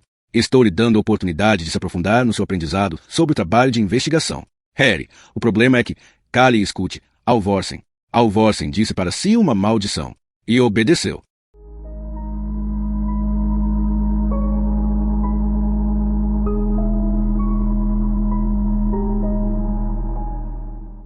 Capítulo 68. Rua Vibe, 8 de maio de 2000. Harry pendurou o casaco em um cabide sobrecarregado que ficava no corredor. O aroma café recém-feito chegava até a entrada. Obrigado por me receber com tanta rapidez, Falk. Não tem de quê, grunhiu Falk da cozinha. Para um homem de idade como eu é um prazer ser útil. Se é que posso ajudar. Serviu café em 2 grandes xícaras e se sentaram à mesa da cozinha. Harry passou as pontas dos dedos pela áspera superfície escura da pesada mesa de madeira. É de Provença, explicou Falk. A minha esposa gostava dos móveis rústicos franceses. Uma mesa magnífica. Sua esposa tinha bom gosto. Falk sorriu. É casado? Oh? Não? Nem esteve? Não deveria esperar demasiado. Sabe? A gente que vive só se torna maníaca, disse rindo. Sei o que digo. Eu havia passado dos 30 quando me casei. E já era tarde. Maio de 1955. Apontou uma das fotos que pendia da parede, próxima da mesa da cozinha. Essa era sua esposa? Perguntou Harry. Achei que era Raquel. Sim, claro, disse depois de olhar para Harry surpreso. Esquecera-me de que vocês se conhecem do CNI. Entraram na sala, onde Harry observou que os montes de papéis haviam crescido desde a última vez, de modo que agora ocupavam todas as cadeiras, com exceção da cadeira da mesa de trabalho. Descobriu algo sobre os nomes que lhe dei? Perguntou. Harry fez um resumo do que acontecerá. De qualquer maneira, agora temos um novo elemento, advertiu. Assassinaram uma oficial de polícia. Sim, eu li no jornal. É provável que o caso já esteja resolvido. Somente esperamos os resultados de uma prova de DNA. O que acha das coincidências? Falk? Não gosto. Eu tampouco. Por isso comecei a me fazer certas perguntas, porque notei que as mesmas pessoas aparecem em assuntos que, à primeira vista, não têm relação entre si. Na mesma noite que a oficial Ellen Gelten foi assassinada, deixou a seguinte mensagem na minha secretária eletrônica. Já o pegamos. Ela colaborava comigo na busca do contato que o vendedor do Marklin tivera em Johannesburgo. Claro, pode ser que não tenha relação alguma entre essa pessoa e o assassino, mas é fácil pensar que sim. Sobretudo, se levarmos em conta que Ellen parecia ter muita pressa em me localizar. Eu estava semanas trabalhando neste caso e, ainda assim, ela fez várias tentativas para falar comigo nessa mesma noite, como se não pudesse esperar. Além disso, parecia muito nervosa, como se sentisse ameaçada. Harry apoiou o indicador na mesa. Uma das pessoas que figuravam em sua lista, Al Grindale, foi assassinado neste outono. No lugar onde o acharam havia, entre outras coisas, restos de vômito. No princípio não relacionamos com o assassinato, já que o grupo sanguíneo não coincidia com o da vítima e o perfil de um assassino frio e profissional não se parecia com uma pessoa que vomita no lugar do crime. Mas claro, a Kripos não descartou por completo que se tratasse do vômito do assassino e enviou uma amostra de saliva para que fizesse uma análise de DNA. Nesta manhã, um colega comparou o resultado dessa análise com as do DNA do gol que encontramos no lugar do crime da oficial de polícia. São idênticos. Harry ficou em silêncio e olhou para o seu interlocutor. Entendo, disse Falk. Acha que se trata do mesmo assassino. Não acredito. Mas que existe uma conexão entre os assassinatos, que não foi uma casualidade que Sverre Olsen se encontrasse próximo do lugar onde se perpetraram ambos. Porque não pode ser ele o autor dos dois. Claro que existe a possibilidade, mas temos uma diferença fundamental entre os atos de violência cometidos por Sverre Olsen anteriormente e o assassinato de Al Grindale. Alguma vez viu as lesões que um bastão pode causar numa pessoa. A madeira não é cortante, fratura os ossos e arrebenta os órgãos internos como o fígado e os rins. A pele, em troca, geralmente permanece intacta e a vítima morre, no geral, por causa das hemorragias internas. Al Grindale teve cortada a aorta no pescoço. Com esse método, o sangue brota aos borbotões. Entendeu? Sim, mas não entendo onde quer chegar com essa explicação. A mãe de Sverre Olsen falou a um de nossos agentes que Sverre não suportava ver sangue. Falk parou no meio do caminho, o movimento de levar a xícara à boca e voltou a deixá-la na mesa. Sim, mas sei que pensa que ainda assim poderia tê-lo feito, já que não suportava ver sangue. Vomitou. Contudo, é importante lembrar que não era a primeira vez que o assassino utilizava uma navalha. De fato, segundo o relatório do forense, havia praticado um corte cirúrgico perfeito, que somente pode realizar alguém que sabe que faz. Falk concordou lentamente com a cabeça. Agora sim compreendo o que quer dizer. Concordou Falk. Parece pensativo, comentou Harry. Creio que sei por que veio. Quer saber se é possível que algum dos combatentes da frente de Sinhain pudesse cometer um assassinato dessas características? Exato. E bem, é? Sim, é possível. Falk rodeou a xícara com ambas as mãos, o olhar perdido. O homem que não conseguiu encontrar, Gulbrand Johansen. Já expliquei por que o chamávamos de Garganta Vermelha. Poderia me contar algo mais sobre ele? Sim. E vamos precisar de mais café.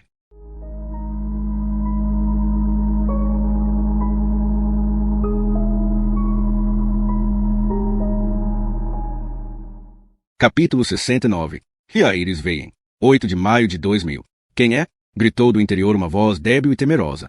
Harry adivinhou a sua silhueta através do vidro rugoso. Sou Ho. Liguei antes de vir. A porta se entreabriu. Sinto muito.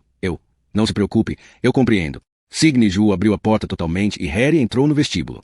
Iven saiu. Se desculpou com um sorriso. Sim, Você disse no telefone, lembrou a Harry. Mas é consigo com quem quero falar. Comigo? Se não for incômodo, senhora Ju. A idosa o guiou pelo corredor. Usava o cabelo, vigoroso e da cor do aço, recolhido em um coque trançado preso com uma forquilha antiquada. Seu corpo volumoso e bamboleante fazia pensar em um colo acolhedor, em boa comida caseira. Burry levantou o focinho quando entraram na sala de estar. Então seu marido foi passear sozinho? Perguntou Harry. Sim, não o deixam entrar com Burry no café, explicou a mulher. Sente-se, por favor. No café? Começou a frequentá-lo há pouco tempo. Para ler os jornais. Diz que pensa melhor quando não está todo o tempo em casa. Com certeza que tem razão. Com certeza. E, além disso, pode sonhar um pouco, suponho. A que se refere? Bom, eu que sei. Lá pode sonhar que é jovem outra vez e que está tomando café em uma terraça de Paris ou Viena, esclareceu ela uma vez mais com seu sorriso fugaz. Bom, a propósito de café. Sim, obrigado. Enquanto Sidney Ju ia até a cozinha, Harry observou detidamente as paredes. Sob a lareira havia um retrato de um homem com um casaco negro. Havia passado inadvertido a Harry da última vez que estivera ali. O homem do casaco negro tinha uma pose dramática, parecia estar olhando para horizontes longínquos, fora do alcance da vista do pintor. Harry se aproximou do quadro. Na plaquinha de cobre que havia na parte inferior do Marco Cileia, médico-chefe Cornelius Ju de 1885 a 1959. É o avô de Iven, esclareceu Sidney Ju, que voltava da cozinha com uma bandeja. Tem muitos retratos. Sim, afirmou a mulher deixando a bandeja na mesa. O que está junto a esse é o retrato do avô materno de Iven, o Dr. Werner Schumann. Foi, em 1885, um dos fundadores do Hospital Leval. E esse, Jonas Schumann, diretor do Rijkshospitalet, e sua família? A mulher olhou algo confusa. O que quer dizer? Onde estão os retratos de seus familiares? Eles estão pendurados em outro lugar. Leite? Não, obrigado. Harry voltou a sentar. Queria falar da guerra. Começou. Ah, não, exclamou ela. Eu compreendo, mas é importante. Certo, veremos, afirmou Sidney Ju enquanto servia uma xícara. Você foi enfermeira durante a guerra, enfermeira na frente. Sim, traidora da pátria. Harry observou seu olhar sereno. Éramos umas 400. Condenaram-nos a penas de prisão depois da guerra, mesmo com a Cruz Vermelha Internacional enviando uma petição às autoridades norueguesas, em que solicitavam a suspensão de toda imposição de penas de prisão. A Cruz Vermelha norueguesa não nos pediu perdão até 1990. O pai de Iven, o desse quadro dali, tinha contatos e conseguiu que reduzissem a minha condenação, entre outras razões porque, na primavera de 1945, atendi a 2 feridos que eram membros da resistência. E porque nunca fui membro da União Nacional. Quer saber algo mais? Harry olhava fixamente o fundo de sua xícara, enquanto pensava sobre o grande silêncio que reinava em alguns bairros residenciais de Oslo. Não vim para falar de você, senhora Ju. Lembra-se de um combatente norueguês que se chamava Gudbrand Johansen. Sidney Ju deu um suspiro, sobressaltada, e Harry compreendeu que acertara. O que quer saber realmente? Perguntou ela com expressão severa. Seu marido não lhe contou? Iven nunca me conta nada. Bem, estou tentando conseguir informações sobre os combatentes noruegueses que estiveram em Sien antes de serem enviados para a frente. Sien, repetiu ela em voz baixa. Daniel esteve ali. Sim, sei que foi noiva de Daniel Gudesson. Sindri Falk me contou. Quem é Sindri Falk? Um velho combatente da frente e membro da resistência que seu marido conhece. Foi Falk quem me sugeriu que falasse consigo sobre Gudbrand Johansen. Falk desertou. Então não sabe o que aconteceu com Gudbrand depois. Mas outro combatente, Edvard Mosken, me contou um episódio relacionado com uma granada de mão que explodiu na trincheira. Mosken não sabia exatamente o que havia acontecido depois. Mas se Johansen sobreviveu, é normal imaginar que terminasse no hospital de campanha. Sidney Ju chasqueou a língua. Burry latiu e ela afundou a mão na pelagem hirsuta do animal. Sim, me recordo de Gudbrand Johansen, admitiu por fim. Daniel falava dele de vez em quando em suas cartas, tanto nas que me mandou desde Sinhain como nas notas que recebi no hospital de campanha. Eram muito diferentes. Mas creio que, com o tempo, Gudbrand Johansen chegou a ser para ele como um irmão menor. Calou-se um instante e sorriu. Na companhia de Daniel, quase todos se convertiam em irmãos menores. Sabe o que aconteceu com Gudbrand? Trouxeram-no para o hospital de campanha onde eu trabalhava, como você disse, quando a frente estava a ponto de cair em mãos russas, em plena retirada. Não nos chegavam os remédios porque todas as rodovias estavam bloqueadas por causa do enorme trânsito no sentido contrário. Johansen estava ferido. Entre outras coisas, tinha restos de granada nas pernas, justo em cima do joelho. O pé estava a ponto de gangrenar, e corria o risco de que tivéssemos que amputar. Então, em lugar de esperar que chegassem os remédios, que não chegavam nunca, o enviamos ao oeste, que era onde ia todo mundo. A última coisa que vi dele foi seu rosto, em um caminhão, com barba de semanas, coberto por uma manta. A metade das rodas afundava no lodo e o caminhão demorou 1 hora para passar a primeira curva antes de desaparecer de minha vista. O cachorro apoiava a cabeça em seu colo e a olhava com olhos tristes. E isso é a última coisa que vi ou que soube dele. A mulher levou a xícara de fina porcelana aos lábios, deu um brevíssimo gole e voltou a deixá-la na mesa. A mão lhe tremia. Pouco, mas tremia. Uns meses mais tarde, eu recebi um postal e uma carta dele onde dizia que tinha alguns dos pertences de Daniel, entre outras coisas, um gol de um uniforme russo que, segundo entendi, era uma espécie de troféu de guerra. A carta era algo confusa, mas é normal a princípio, quando está se recuperando depois de ter sido ferido em campanha. O postal? Ela negou com a cabeça, pois não a conservou. Lembra-se de onde o enviou? Não. Somente que o nome me fez pensar que se tratava de algum lugar no campo e pensei que estaria bem ali. Harry se levantou. Como esse Falk sabia de mim? Perguntou ela. Bem, Harry não sabia muito bem como responder, mas ela se adiantou. Todos os combatentes à frente ouviram falar de mim, disse com um sorriso. A mulher que vendeu a sua alma ao diabo por uma redução da pena. É isso que pensam? Não sei, disse Harry, que sentia já a necessidade de ir embora. Encontravam-se a 2 quadras da estrada, mas, pela intensidade do silêncio, poderiam estar junto a um lago de montanha. Sabe? Eu nunca vi Daniel depois que me dissessem que havia morrido. Fixou o olhar no vazio. Recebi uma felicitação sua de ano novo por meio de um dos oficiais sanitários. 3 dias mais tarde, vi o nome de Daniel na lista dos caídos. Não acreditei e me neguei a acreditar até que tivesse visto o corpo. Assim me levaram à fossa do setor norte, onde queimavam os cadáveres. Desci a fossa pisando corpos sem vida, procurando de cadáver em cadáver, entre olhos vazios e carbonizados. Mas nenhum era o de Daniel. Disseram-me que me seria impossível reconhecê-lo, mas eu disse que se enganavam, que eu poderia sim. Então me sugeriram que talvez estivesse enterrado em uma das outras fossas. Não sei, mas nunca cheguei a vê-lo. Harry tossiu, e tão imersa estava ela em suas recordações, que se sobressaltou. Obrigado pelo café, senhora Ju. A mulher o acompanhou até a entrada. Enquanto colocava o casaco, Harry se esforçou por encontrar o rosto da mulher entre os retratos que havia nas paredes do corredor, mas foi em vão. É preciso que Ivan saiba dessa conversa? Perguntou quando abriu a porta. Harry olhou-a, surpreso. Quero dizer, precisará saber que falamos disso, explicou. Da guerra? De Daniel? Bom, não, se você não quiser. Naturalmente, saberá que esteve aqui. Mas não podemos dizer simplesmente que esteve esperando o quê? Como demorava, teve que ir embora porque tinha outro encontro marcado. Seu olhar transmitia uma súplica. E algo mais. Harry não se deu conta do que era até que chegou na estrada e desceu a janela para ouvir o rugido liberador e ensurdecedor dos carros. Era medo. Sidney Joel tinha medo de algo.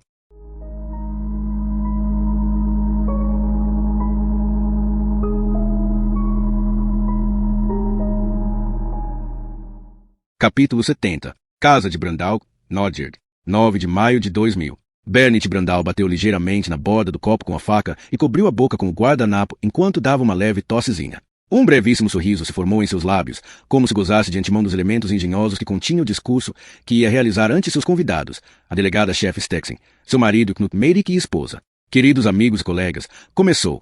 Pelo rabo do olho viu como sua mulher sorria forçadamente para os outros, como dizendo, sinto que tenhamos de passar por isso, mas é algo sobre que não tenho nenhum controle. Naquela noite Brandal pensava em falar de amizade, de corporativismo, da importância da lealdade, de lembrar os bons elementos de defesa contra a margem que a democracia geralmente deixava para a mediocridade, a fragmentação de responsabilidades e a incompetência. Claro, não poderia esperar que empregadas de casa e camponeses, democraticamente eleitos, compreendessem a complexidade dos assuntos de Estado dos que deviam se ocupar. A democracia tem em si sua própria recompensa, declarou Brandal com uma expressão que roubara e fizera sua. Mas isso não significa que a democracia não tenha um preço. Quando transformamos em ministro de Economia um operário, de vez em quando verificava se a delegada-chefe estava escutando, adicionava um comentário jocoso sobre o processo de democratização de algumas antigas colônias africanas, onde ele mesmo fora embaixador. Mas o discurso, o mesmo que já pronunciara em várias ocasiões para auditórios diversos, não era capaz de entusiasmá-lo suficiente naquela noite. De fato, seus pensamentos estavam em outro lugar, no mesmo que praticamente estiveram, durante as últimas semanas, com Raquel Falk. Aquela mulher havia se convertido em uma obsessão e ultimamente chegará a pensar que devia tentar esquecê-la, que estava a ponto de ir demasiado longe para consegui-la. Pensou nas manobras dos últimos dias. Se não fosse porque o chefe do CNI era Knut Meirik, jamais teria funcionado. A primeira coisa que teve que fazer foi se livrar desse Harry Hole, mandá-lo para fora de sua vista, fora da cidade, para um lugar onde nem Raquel nem nenhuma outra pessoa iria com ele. Brandal chamou Knut e lhe falou que seu contato no diário Dagbladet havia lhe informado de que, no entorno jornalístico, corria o rumor de que havia acontecido algo naquele outono, durante a visita do presidente norte-americano. Era necessário, pois, atuar antes que fosse demasiado tarde, ocultar Ho em algum lugar onde a imprensa não pudesse encontrá-lo. Knut não pensava, como ele, que isso seria o melhor. Knut deixará escapar uns grunhidos e falará que sim, mais ou menos, pelo menos, até que os rumores desaparecessem, continuará Brandal. Para dizer a verdade, Brandal duvidava de que Meirik tivesse acreditado. Ainda que, claro está, tampouco se preocupava com isso. Knut o chamou uns dias depois para comunicar que Harry Ho fora destinado para um lugar na Suécia deixado da mão de Deus. Brandal esfregara as mãos de satisfação. Agora nada poderia interferir nos planos que tinha para si mesmo e para Raquel. Nossa democracia é como uma filha bela e sorridente, embora algo ingênua.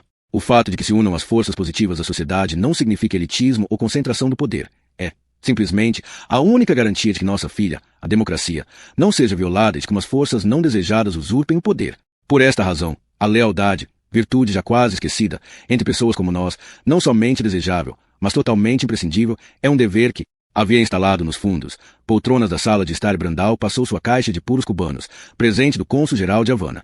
Feito entre as pernas das mulheres cubanas, sussurrou ao marido de Anne Stexen com um gesto, embora este não parecesse captar o significado da piada. Tinha um aspecto algo estirado e seco, esse marido dela, como se chamava. Por Deus, se era um nome composto. Já esquecera. Thor Eric. Exato, Thor Eric. Mais conhaque. Thor Eric. Thor Eric sorriu apertando os lábios, mas negou com um gesto. Um tipo ascético, com certeza, que correria 50 quilômetros todas as manhãs, pensou Brandalg. Tudo naquele homem era delgado, o corpo, o rosto, o cabelo. Não havia passado despercebido o olhar que trocara com a mulher durante o discurso, como se lembrando de uma piada particular. Claro que não tinha por que estar relacionado com o discurso. Sensato, elogiou Brandalg. Em seguida chega o dia seguinte, não é? De repente, Elsa apareceu na porta da sala de estar. Telefone, Bernit. Temos convidados. Elsa. É do Dagbladet. Atenderei em meu estúdio. Era da seção de notícias, uma mulher cujo nome não conhecia. Soava jovem e tentou imaginá-la. Ligava a propósito da manifestação que, nessa noite, fora marcada ante a embaixada austríaca, na rua Thomas Heft, contra Jorge Haider e o Partido Liberdade, de extrema-direita, que depois das eleições já fazia parte do governo austríaco. A jovem somente queria conseguir os comentários para a edição do dia seguinte. Acha que deveriam se reconsiderar as relações diplomáticas entre Noruega e a Áustria nesses momentos? Brandalg? Ele fechou os olhos. Já estava tentando retirar a informação dele, mas tanto ela como ele sabia que não ia obter. Ele tinha muita experiência. Notava o efeito do álcool, sentia a cabeça pesada e na escuridão, ao fechar os olhos, algo, mas isso não constituía o menor problema. Isso é uma manobra política e é uma decisão que não depende do Ministério de Assuntos Exteriores, declarou. Fez uma pausa. Gostava da voz da jovem. Intuía que era ruiva. Mas se você, com a sua ampla experiência nessa área, tivesse que adivinhar qual será a atuação do governo norueguês, sabia o que devia responder. Era muito simples. Eu não adivinho esse tipo de coisas. Nem mais, nem menos. Realmente, era estranho, mas uma pessoa não precisava ocupar um posto como o seu muito tempo para ter a sensação de já ter respondido a todas essas perguntas. Os jornalistas jovens conseguiam acreditar que eram os primeiros a formular exatamente essa pergunta, já que eles haviam passado toda a noite pensando nela. E todos ficavam muito impressionados quando ele fingia pensar antes de responder algo que, provavelmente, já dissera uma dezena de vezes. Eu não adivinho esse tipo de coisas. Surpreendeu-se de não tê-lo dito ainda, mas havia algo na voz daquela jovem jornalista que o impulsionava a ser um pouco mais complacente. Sua ampla experiência, havia dito. Sentia desejo de perguntar se a ideia de ligar para ele, para Bernit Brandalg, fora dela. Como mais alto funcionário do Ministério de Assuntos Exteriores, me atenho ao fato de que por agora mantemos relações diplomáticas normais com a Áustria, respondeu por fim. Mas, claro, sabemos que também outros países reagem ante o que acontece ali atualmente. Por outro lado, que mantenhamos relações diplomáticas com o país não significa que aceitemos tudo o que aconteça ali. Certo, a Noruega mantém relações diplomáticas com vários regimes militares, concordou a voz ao outro lado do fio telefônico. De modo que, por que acha que a reação do povo norueguês foi tão dura neste caso? Precisamente, a resposta está, com certeza, na história recente da Áustria. Os laços com o nazismo são evidentes. A maioria dos historiadores está de acordo que, durante a guerra, a Áustria foi, de fato, uma aliada da Alemanha de Hitler. Não sofreu ocupação, como a Noruega. Brandal se perguntou o que aprenderiam hoje em dia nas escolas sobre a Segunda Guerra Mundial. Obviamente, muito pouco. Como você disse que se chama? Perguntou. Quem sabe tivesse bebido um pouco demais, depois de tudo. Ela repetiu o nome. Bem, Natasha, me permita que a ajude um pouco antes que continue com sua ronda de ligações. Ouviu falar do Anschluss? Isso quer dizer que a Áustria não foi ocupada no sentido comum da palavra. Os alemães entraram sem mais em março de 1938, houve pouca resistência e assim foi até o final da guerra. Quase como na Noruega, não? Brandalg se escandalizou. A jovem perguntou com total liberdade, sem nenhuma noção de vergonha de sua própria ignorância. Não, ele objetou lentamente, como se falasse um garoto idiota. Não como na Noruega. Na Noruega nos defendemos e o governo norueguês e o rei não pouparam esforços em animar o país, com suas emissões radiofônicas desde Londres. Notou que não havia formulado a resposta de modo muito correto e adicionou. Na Noruega, todo o povo estava unido contra os ocupantes. Os poucos traidores noruegueses que vestiram o uniforme alemão e combateram do lado da Alemanha era a escória que se encontra em qualquer país. Mas na Noruega, As forças positivas ficaram unidas, as pessoas em questionável capacidade se puseram à frente da resistência e funcionaram como um núcleo que mostrou o caminho da democracia. Estas pessoas se mantiveram leais entre si. Ao final, isso foi o que salvou a Noruega. A democracia é a gratificação de si mesma, Natasha. Então acha que todos os que lutaram ao lado dos alemães eram escória? O que queria realmente dele aquela jornalista? Brandao decidiu terminar a conversa. Só quero dizer que os que traíram a pátria durante a guerra deveriam estar contentes de que somente lhes imputassem penas de prisão. Fui embaixador em países onde as pessoas assim eram fuziladas. Francamente, não estou tão certo de que não seria melhor também na Noruega. Mas voltando ao comentário que me pediu, Natasha, o Ministério de Assuntos Exteriores não tem nenhum comentário em relação com a manifestação sobre os novos membros do governo austríaco. Tenho convidados, assim terá que me desculpar. Natasha. Natasha o desculpou e ele desligou o telefone. Quando regressou à sala de estar, os convidados já se preparavam para ir embora. Tão rápido? Perguntou com um grande sorriso, mas sem insistir. Estava cansado. Acompanhou os convidados até a porta, apertou especialmente a mão da delegada-chefe, dizendo que nunca duvidasse em solicitar a sua ajuda, que a via oficial estava muito bem, mas seu último pensamento antes de adormecer foi para Raquel Falk e para o delegado de polícia, o que já havia afastado. Adormeceu com um sorriso nos lábios, mas acordou com dor de cabeça espantosa.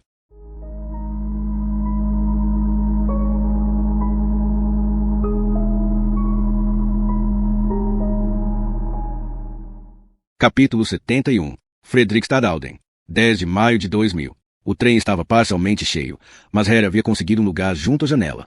A jovem que ocupava o assento de trás havia retirado os fones do Walkman e Harry ouvia a duras penas a voz do cantor, além de algum dos instrumentos. O perito em escutas, cujos serviços haviam utilizado em Sydney, havia explicado a Harry que, com níveis de som baixos, o ouvido humano amplifica a área de frequências onde se localiza a voz humana. Harry pensou que havia nisso algo reconfortante. A última coisa que alguém deixa de ouvir antes do silêncio total é a voz humana. As gotas de chuva formavam linhas de água que tremiam sobre o vidro da janela. Harry olhou os campos planos empapados e o subir e baixar dos cabos estendidos, entre os postes que se levantavam ao longo das vias. Na estação de Fredrikstad estivera tocando uma banda de música. O revisor lhe explicou que conseguiam praticar ali para a Festa Nacional de 17 de maio. Todos os anos, nestas datas, falou. Segundo o diretor da banda, os ensaios são mais realistas quando os fazem rodeados de gente. Harry levava algo de roupa em uma bolsa. Segundo lhe disseram, o apartamento de Clippan era simples, mas estava bem equipado. Um televisor, um equipamento de música, inclusive alguns livros. Mein Kampf e coisas pelo estilo, brincou Mary quando falou dele. Não havia ligado para Raquel, em que pese que precisava ouvir a sua voz. Uma última voz humana. Próxima estação, Alden. Anunciou pelo alto-falante um timbre nasal antes de ser interrompido pelo tom alto e falso do trem ao frear. Harry deslizou um dedo pela janela enquanto dava voltas em sua cabeça aquela frase. Um tom alto e falso. Um tom alto e falso. Um tom alto e... Um tom não pode ser falso, pensou. Um tom não é falso até que se une a outros tons. Até Ellen, a pessoa mais musical que havia conhecido, precisava vários fatores, várias notas para ouvir música. Nem sequer ela poderia considerar um só fator e afirmar 100% que fosse falso, que não fosse correto, que fosse mentira. E ainda assim, aquele tom soava em seus ouvidos, muito, muito falso. Estava indo a Clippan para procurar um possível remetente de um fax que até o momento não causará outra coisa que alguns cabeçalhos nos jornais. Nessa manhã havia revisto muito bem os jornais e era evidente que o assunto das cartas de ameaças que tanta cobertura tivera há 4 dias já havia caído no esquecimento. O diário da Gladet escrevia sobre Lasse Hughes, que odiava a Noruega, e o conselheiro de exteriores, Bernit Brandao, que dizia que os culpados de traição à pátria deveriam ter sido sentenciados à morte, se é que o haviam citado corretamente. Havia, além disso, outro tom falso, ainda que talvez porque ele desejava que o fosse. A despedida de Raquel em Dinner, a expressão de seus olhos, a meia declaração de amor antes de sair estranhamente, deixando com uma sensação de caída livre e uma conta de 800 coroas que ela havia concordado em pagar. Aquilo não enquadrava. Ou talvez sim. Raquel estivera em seu apartamento, vira-o beber, ouvirá-o se lamentar com voz chorosa da morte de uma colega que conhecia há apenas 2 anos, como se tratasse da única pessoa com a qual tivesse tido uma relação estreita em sua vida. Patético. Mas, nesse caso, por que não dera fim à relação antes? Por que não dissera a si mesma que aquele homem era um problema sem o qual poderia viver? Como em todas as ocasiões em que a vida particular ficará demasiado insuportável, se refugiou no trabalho. Lera que era normal em certo tipo de homens. Talvez fossem essas as razões pelas quais havia passado o fim de semana inventando teorias de conspiração e linhas de pensamento que lhe permitisse meter no mesmo saco todos os elementos. O rifle Marklin, o assassinato de Ellen, o assassinato de Al Grindale. Assim poderia misturar tudo para que saísse um fétido guisado. Tão patético como o outro. No jornal aberto que estava na mesinha, viu a foto do conselheiro de assuntos exteriores. Passou a mão pela testa. Sabia por experiência que o cérebro começava a funcionar por sua conta quando não se avançava em uma investigação. E a investigação do rifle era um capítulo encerrado, algo que Mayday deixará muito claro. Havia dito um não acaso. Mayday preferia que Harry escrevesse relatório sobre os neonazistas, se que observasse a juventude desenraizada da Suécia. A merda. Saída do vagão pela direita. E se dissesse, que era o pior que poderia acontecer. Enquanto assuntos exteriores, o CNI temessem que aparecesse alguma informação sobre o tiroteio do ano anterior na estação de pedágio, Mayday não poderia despedi-lo. E quanto a Raquel, não tinha ideia. O trem parou dando uma espécie de suspiro. O silêncio que reinava no vagão não poderia ser maior. Ouvia-se movimento de portas no corredor. Harry permaneceu sentado. Nesse momento ouviu a música do Walkman com mais clareza. Escutara-a antes muitas vezes, mas não lembrava onde.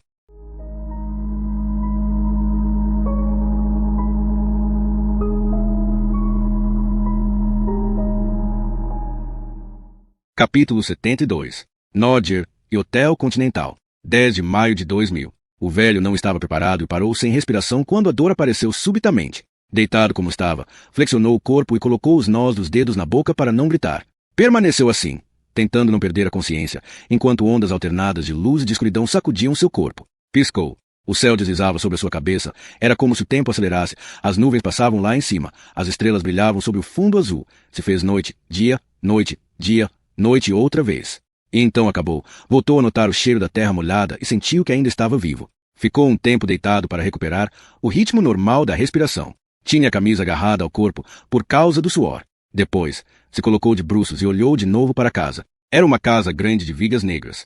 Estava ali deitado desde aquela manhã e sabia que a esposa estava só em casa. Ainda assim, havia luz em todas as janelas, tanto no primeiro andar quanto no segundo. Vira acender as luzes quando começara a anoitecer e imaginou que ela tinha medo da escuridão. Ele mesmo também tinha medo. Ainda que não da escuridão, nunca a havia temido. Ele sentia medo do tempo que lhe escapava. E das dores. Eram conhecidos recentes e ainda não havia aprendido a controlá-los. Por outro lado, tampouco sabia se seria capaz. E o tempo? Tentou deixar de pensar em células que se dividiam. A lua apareceu pálida no céu. Olhou o relógio. 7:30.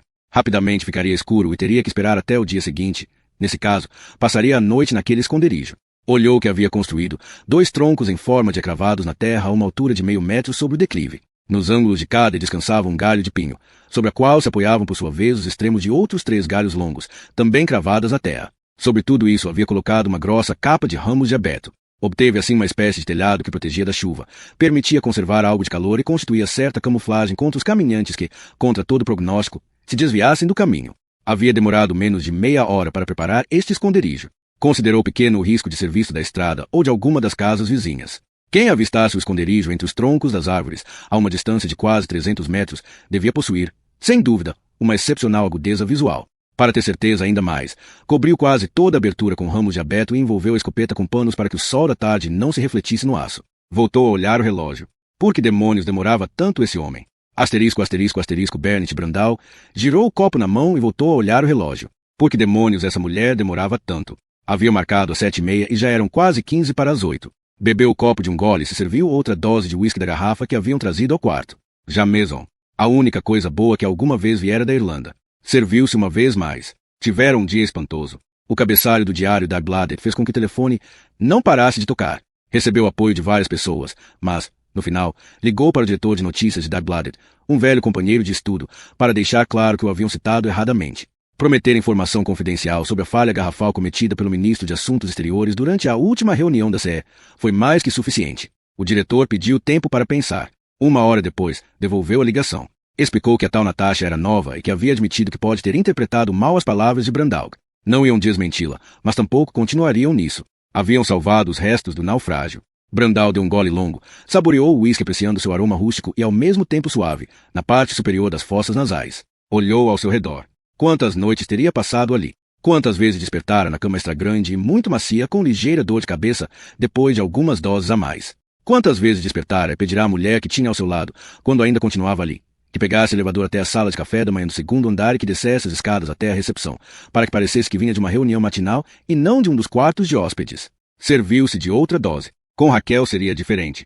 Ele não a mandaria para a sala de café da manhã. Bateram suavemente na porta.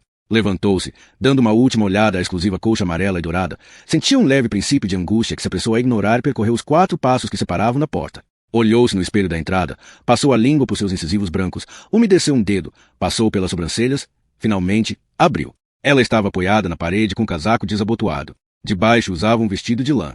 Havia pedido que colocasse algo vermelho. Observou seu rosto carregado e seu sorriso, um tanto mordaz. Brandalg estava surpreso, nunca a vira assim. Dir-se-ia que havia bebido ou que tomara alguma droga. Seus olhos olhavam com apatia. Apenas reconheceu a sua voz quando a ouviu murmurar que estivera a ponto de errar a porta. Segurou-a pelo braço, mas ela se soltou e então ele a levou ao interior do quarto, lhe empurrando suavemente as costas. Ela se deixou cair pesadamente no sofá. Uma bebida? Perguntou Brandalg. Claro, disse Raquel ironicamente. A menos que prefira que tire a roupa em seguida. Brandalg serviu uma dose sem responder. Adivinhou o que tentava fazer. Mas errava se acreditava que poderia arruinar o prazer assumindo o papel de mulher comprada e paga. Certo que ele teria preferido que tivesse adotado o papel que conseguiam escolher as suas conquistas em exteriores, o da jovem inocente que se deixa seduzir pelos irresistíveis encantos de seu chefe, por sua sensualidade masculina e por sua segurança em si mesmo. Era muito velho para acreditar que as pessoas eram movidas por razões românticas. A diferença era o que desejavam conseguir: poder, carreira profissional ou a custódia de um filho. Nunca havia se preocupado que se deslumbrassem com a sua condição de chefe, já que, de fato, era chefe. Era o conselheiro de exteriores Bennett Brandalg. Merda, havia investido os esforços de toda uma vida para alcançar isso. O fato de que Raquel tivesse consumido drogas e se lhe oferecesse como uma prostituta não mudava nada. Sinto muito, mas preciso possuí-la, disse colocando 2 cubinhos de gelo em seu copo. Quando me conhecer melhor, compreenderá tudo isso muito bem. Mas de qualquer maneira, lhe darei algo assim como uma primeira lição, uma ideia preliminar do que me move. Fez uma pausa e lhe ofereceu o copo.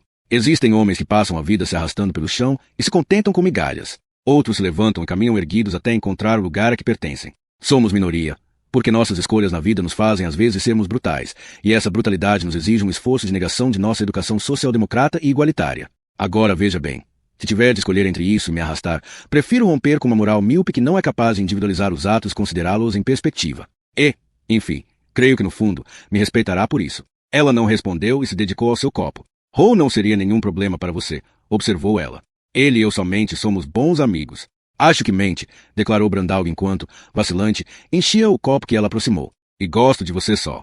Não me interprete mal. Quando impus a condição de que cortasse imediatamente toda a relação com Ro, não foi tanto por zelo como por certo princípio de pureza. De qualquer maneira, não lhe fará mal uma curta estadia na Suécia, ou para onde Meirico tenha enviado.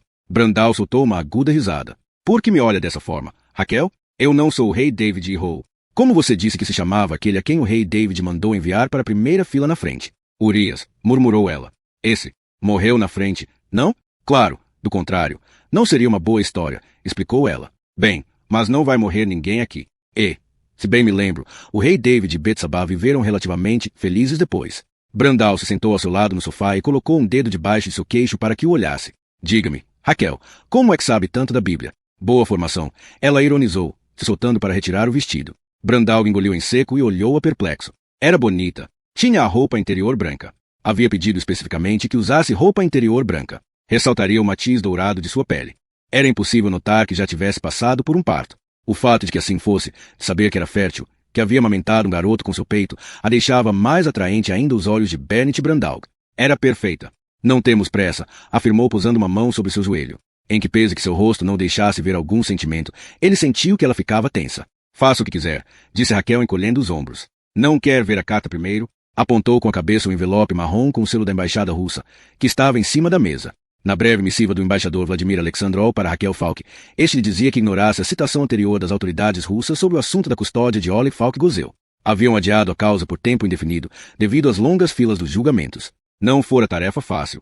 Brandalg se viu obrigado a lembrar a Alexandrov um par de favores que a embaixada russa lhe devia. Além de prometer um par de favores mais, totalmente no limite do que um conselheiro de assuntos exteriores norueguês poderia se permitir. Acredito em você, replicou ela. Poderíamos acabar com isso de uma vez? Apenas piscou quando ele passou a mão pela face, mas Brandalg notou que a cabeça balançava, como se fosse uma boneca de trapo. Brandalg esfregou a mão olhando-a pensativo. Não é estúpida, Raquel, começou. De modo que acredito que compreende que isso é algo provisório, que deem-se passar ainda 6 meses até que a reclamação prescreva. Pode receber uma nova citação a qualquer momento, bastaria uma ligação minha. Ela o olhou e, por fim, acreditou ver algo de vida em seus olhos. Assim creio que o que deveria fazer neste momento, prosseguiu o conselheiro, é se desculpar. Viu-a respirar com dificuldade e seus olhos, antes mortos, se banharam lentamente de choro. E, insistiu. Perdão, disse ela com voz apenas audível. Precisa falar mais alto. Raquel, perdão. Bom, Raquel, disse ele ao mesmo tempo em que lhe secava uma lágrima da face. Isto vai muito bem. E quando me conhecer, e esse é o meu desejo, seremos bons amigos. Compreendeu, Raquel? Ela concordou com um gesto. Verdade? Raquel voltou a concordar sem parar de soluçar. Ótimo. Brandal se levantou e retirou o cinto. Fazia uma noite inusualmente fria e o velho se colocará no saco de dormir. Estava deitado sob uma grossa capa de ramos de abeto, mas o frio a trespassava e subia da terra penetrando em seu corpo. As pernas haviam entumecido, a intervalos regulares, precisava se balancear de um lado a outro para não perder também a sensibilidade no torso. Continuava tendo luz em todas as janelas da casa. Fora, em troca, era tal a escuridão que apenas se enxergava com os binóculos. Não obstante, ainda conservava a esperança.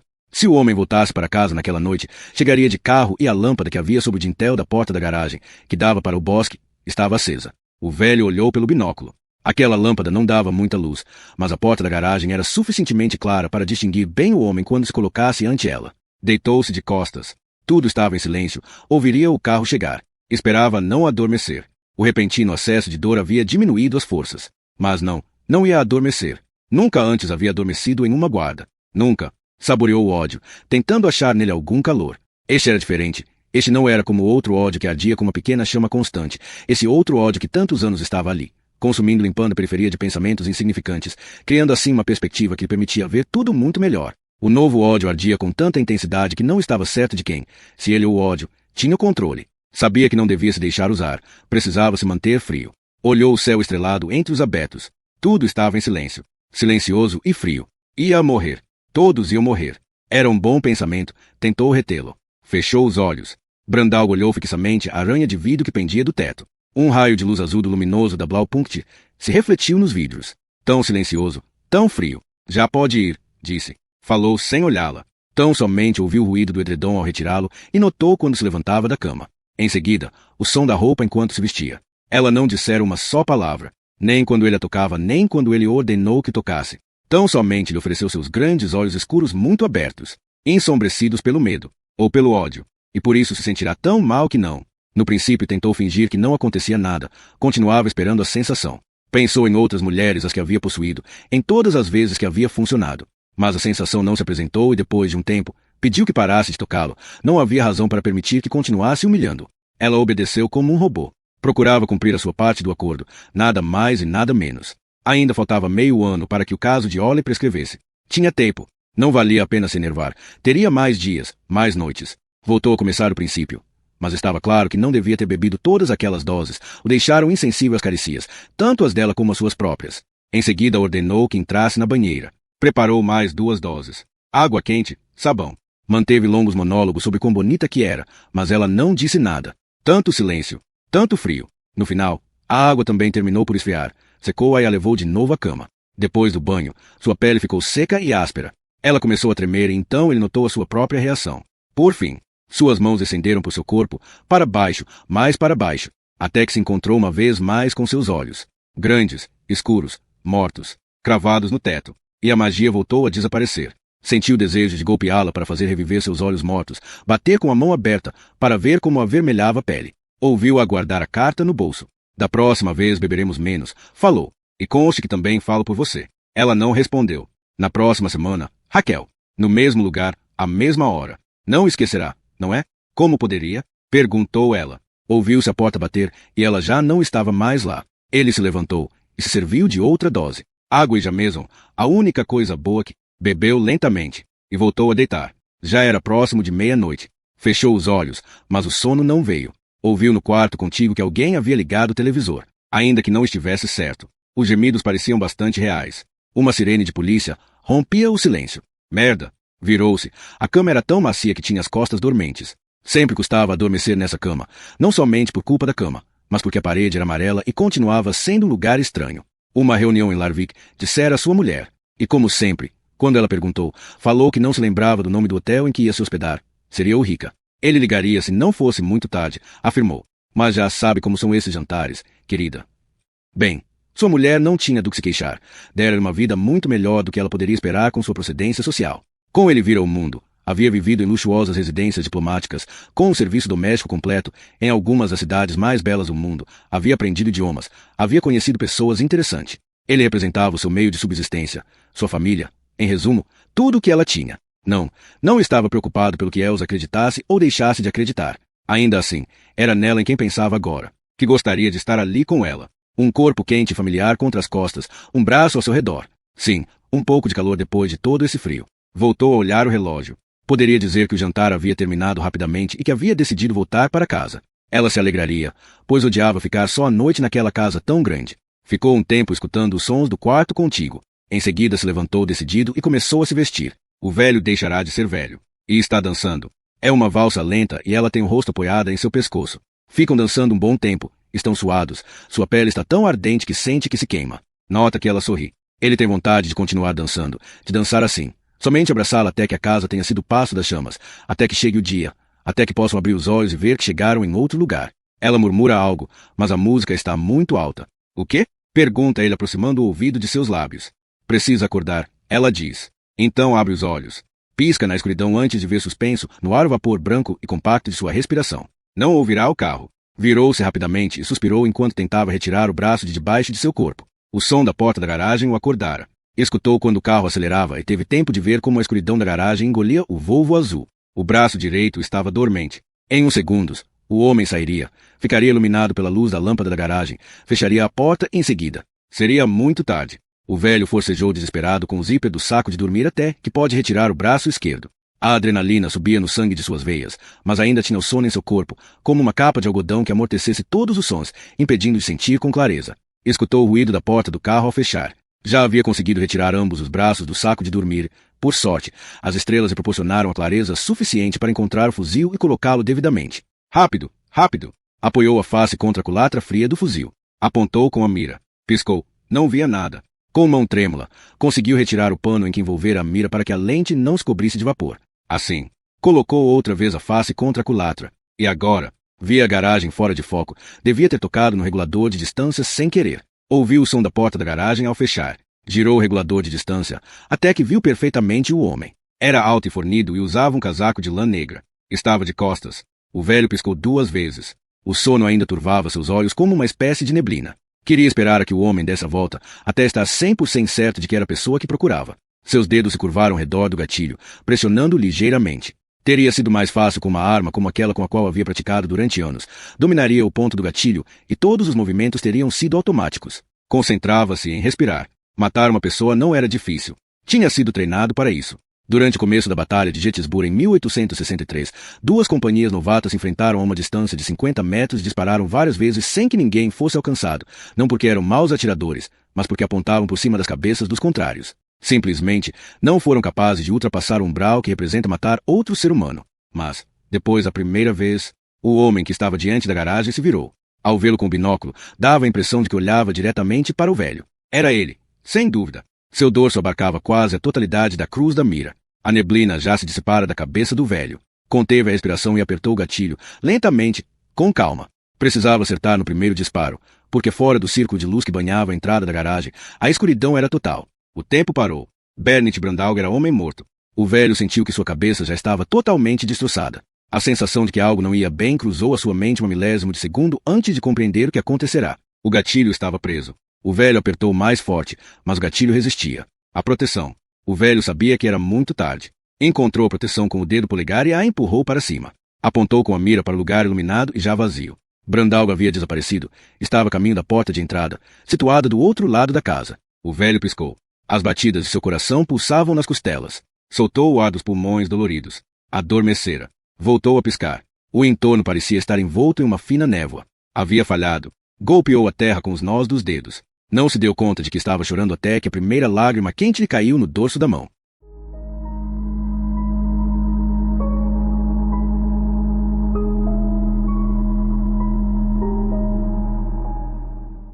Capítulo 73. Klippan, Suécia. 11 de maio de 2000. Harry acordou. Demorou um segundo em se dar conta de onde estava. Quando entrou no apartamento naquela tarde, a primeira coisa que pensou foi que seria impossível dormir ali. Tão somente uma delgada parede e um vidro simples separavam o dormitório do trânsito da rua. Mas, após a hora de fechamento do supermercado Ica que havia na calçada em frente, o lugar ficou totalmente morto. Apenas passavam carros e as pessoas desapareceram por completo. Esquentou no forno uma pizza grande que havia comprado no Ica. Pensou que era estranho se encontrar em Suécia comendo pizza norueguesa. Depois, ligou o televisor cheio de pó que havia em um rincão, sobre uma caixa de cerveja. Algo acontecia ao aparelho, porque todas as pessoas apareciam com o rosto esverdeado. Ficou vendo o documentário de uma jovem que escrevera uma história pessoal a partir das cartas que seu irmão havia lhe enviado durante uma viagem por todo o mundo nos anos 70. O ambiente do sem-teto de Paris, um kibbutz em Israel, uma viagem de trem pela Índia. O documentário tinha um formato simples, fragmento de filme e muitas fotos, comentários, um relato curiosamente melancólico. Pensou que, com certeza, teria sonhado com tudo isso, porque despertou com a imagem dos personagens e dos lugares ainda impressos na retina. O som que o acordou vinha do casaco que havia pendurado na cadeira. Os penetrantes assovios retumbavam entre as paredes vazias. Colocará a estufa no máximo, ainda assim. Sentia frio debaixo do fino edredom. Colocou os pés no chão gelado e apanhou o celular do bolso interior do casaco. Alô? Ninguém respondeu. Alô? Só ouvia a respiração de alguém. É você, SS? Era a única pessoa que, nesse momento, pensou que ligaria à meia-noite. Aconteceu algo. Se trata de Elge? Teve dúvidas ao deixar o pássaro aos cuidados de SS, mas ela se alegrou tanto. Ele prometera que o cuidaria muito bem. Mas não era SS. Ela não respirava assim. E, além disso, ela teria respondido. Quem é? Não teve resposta.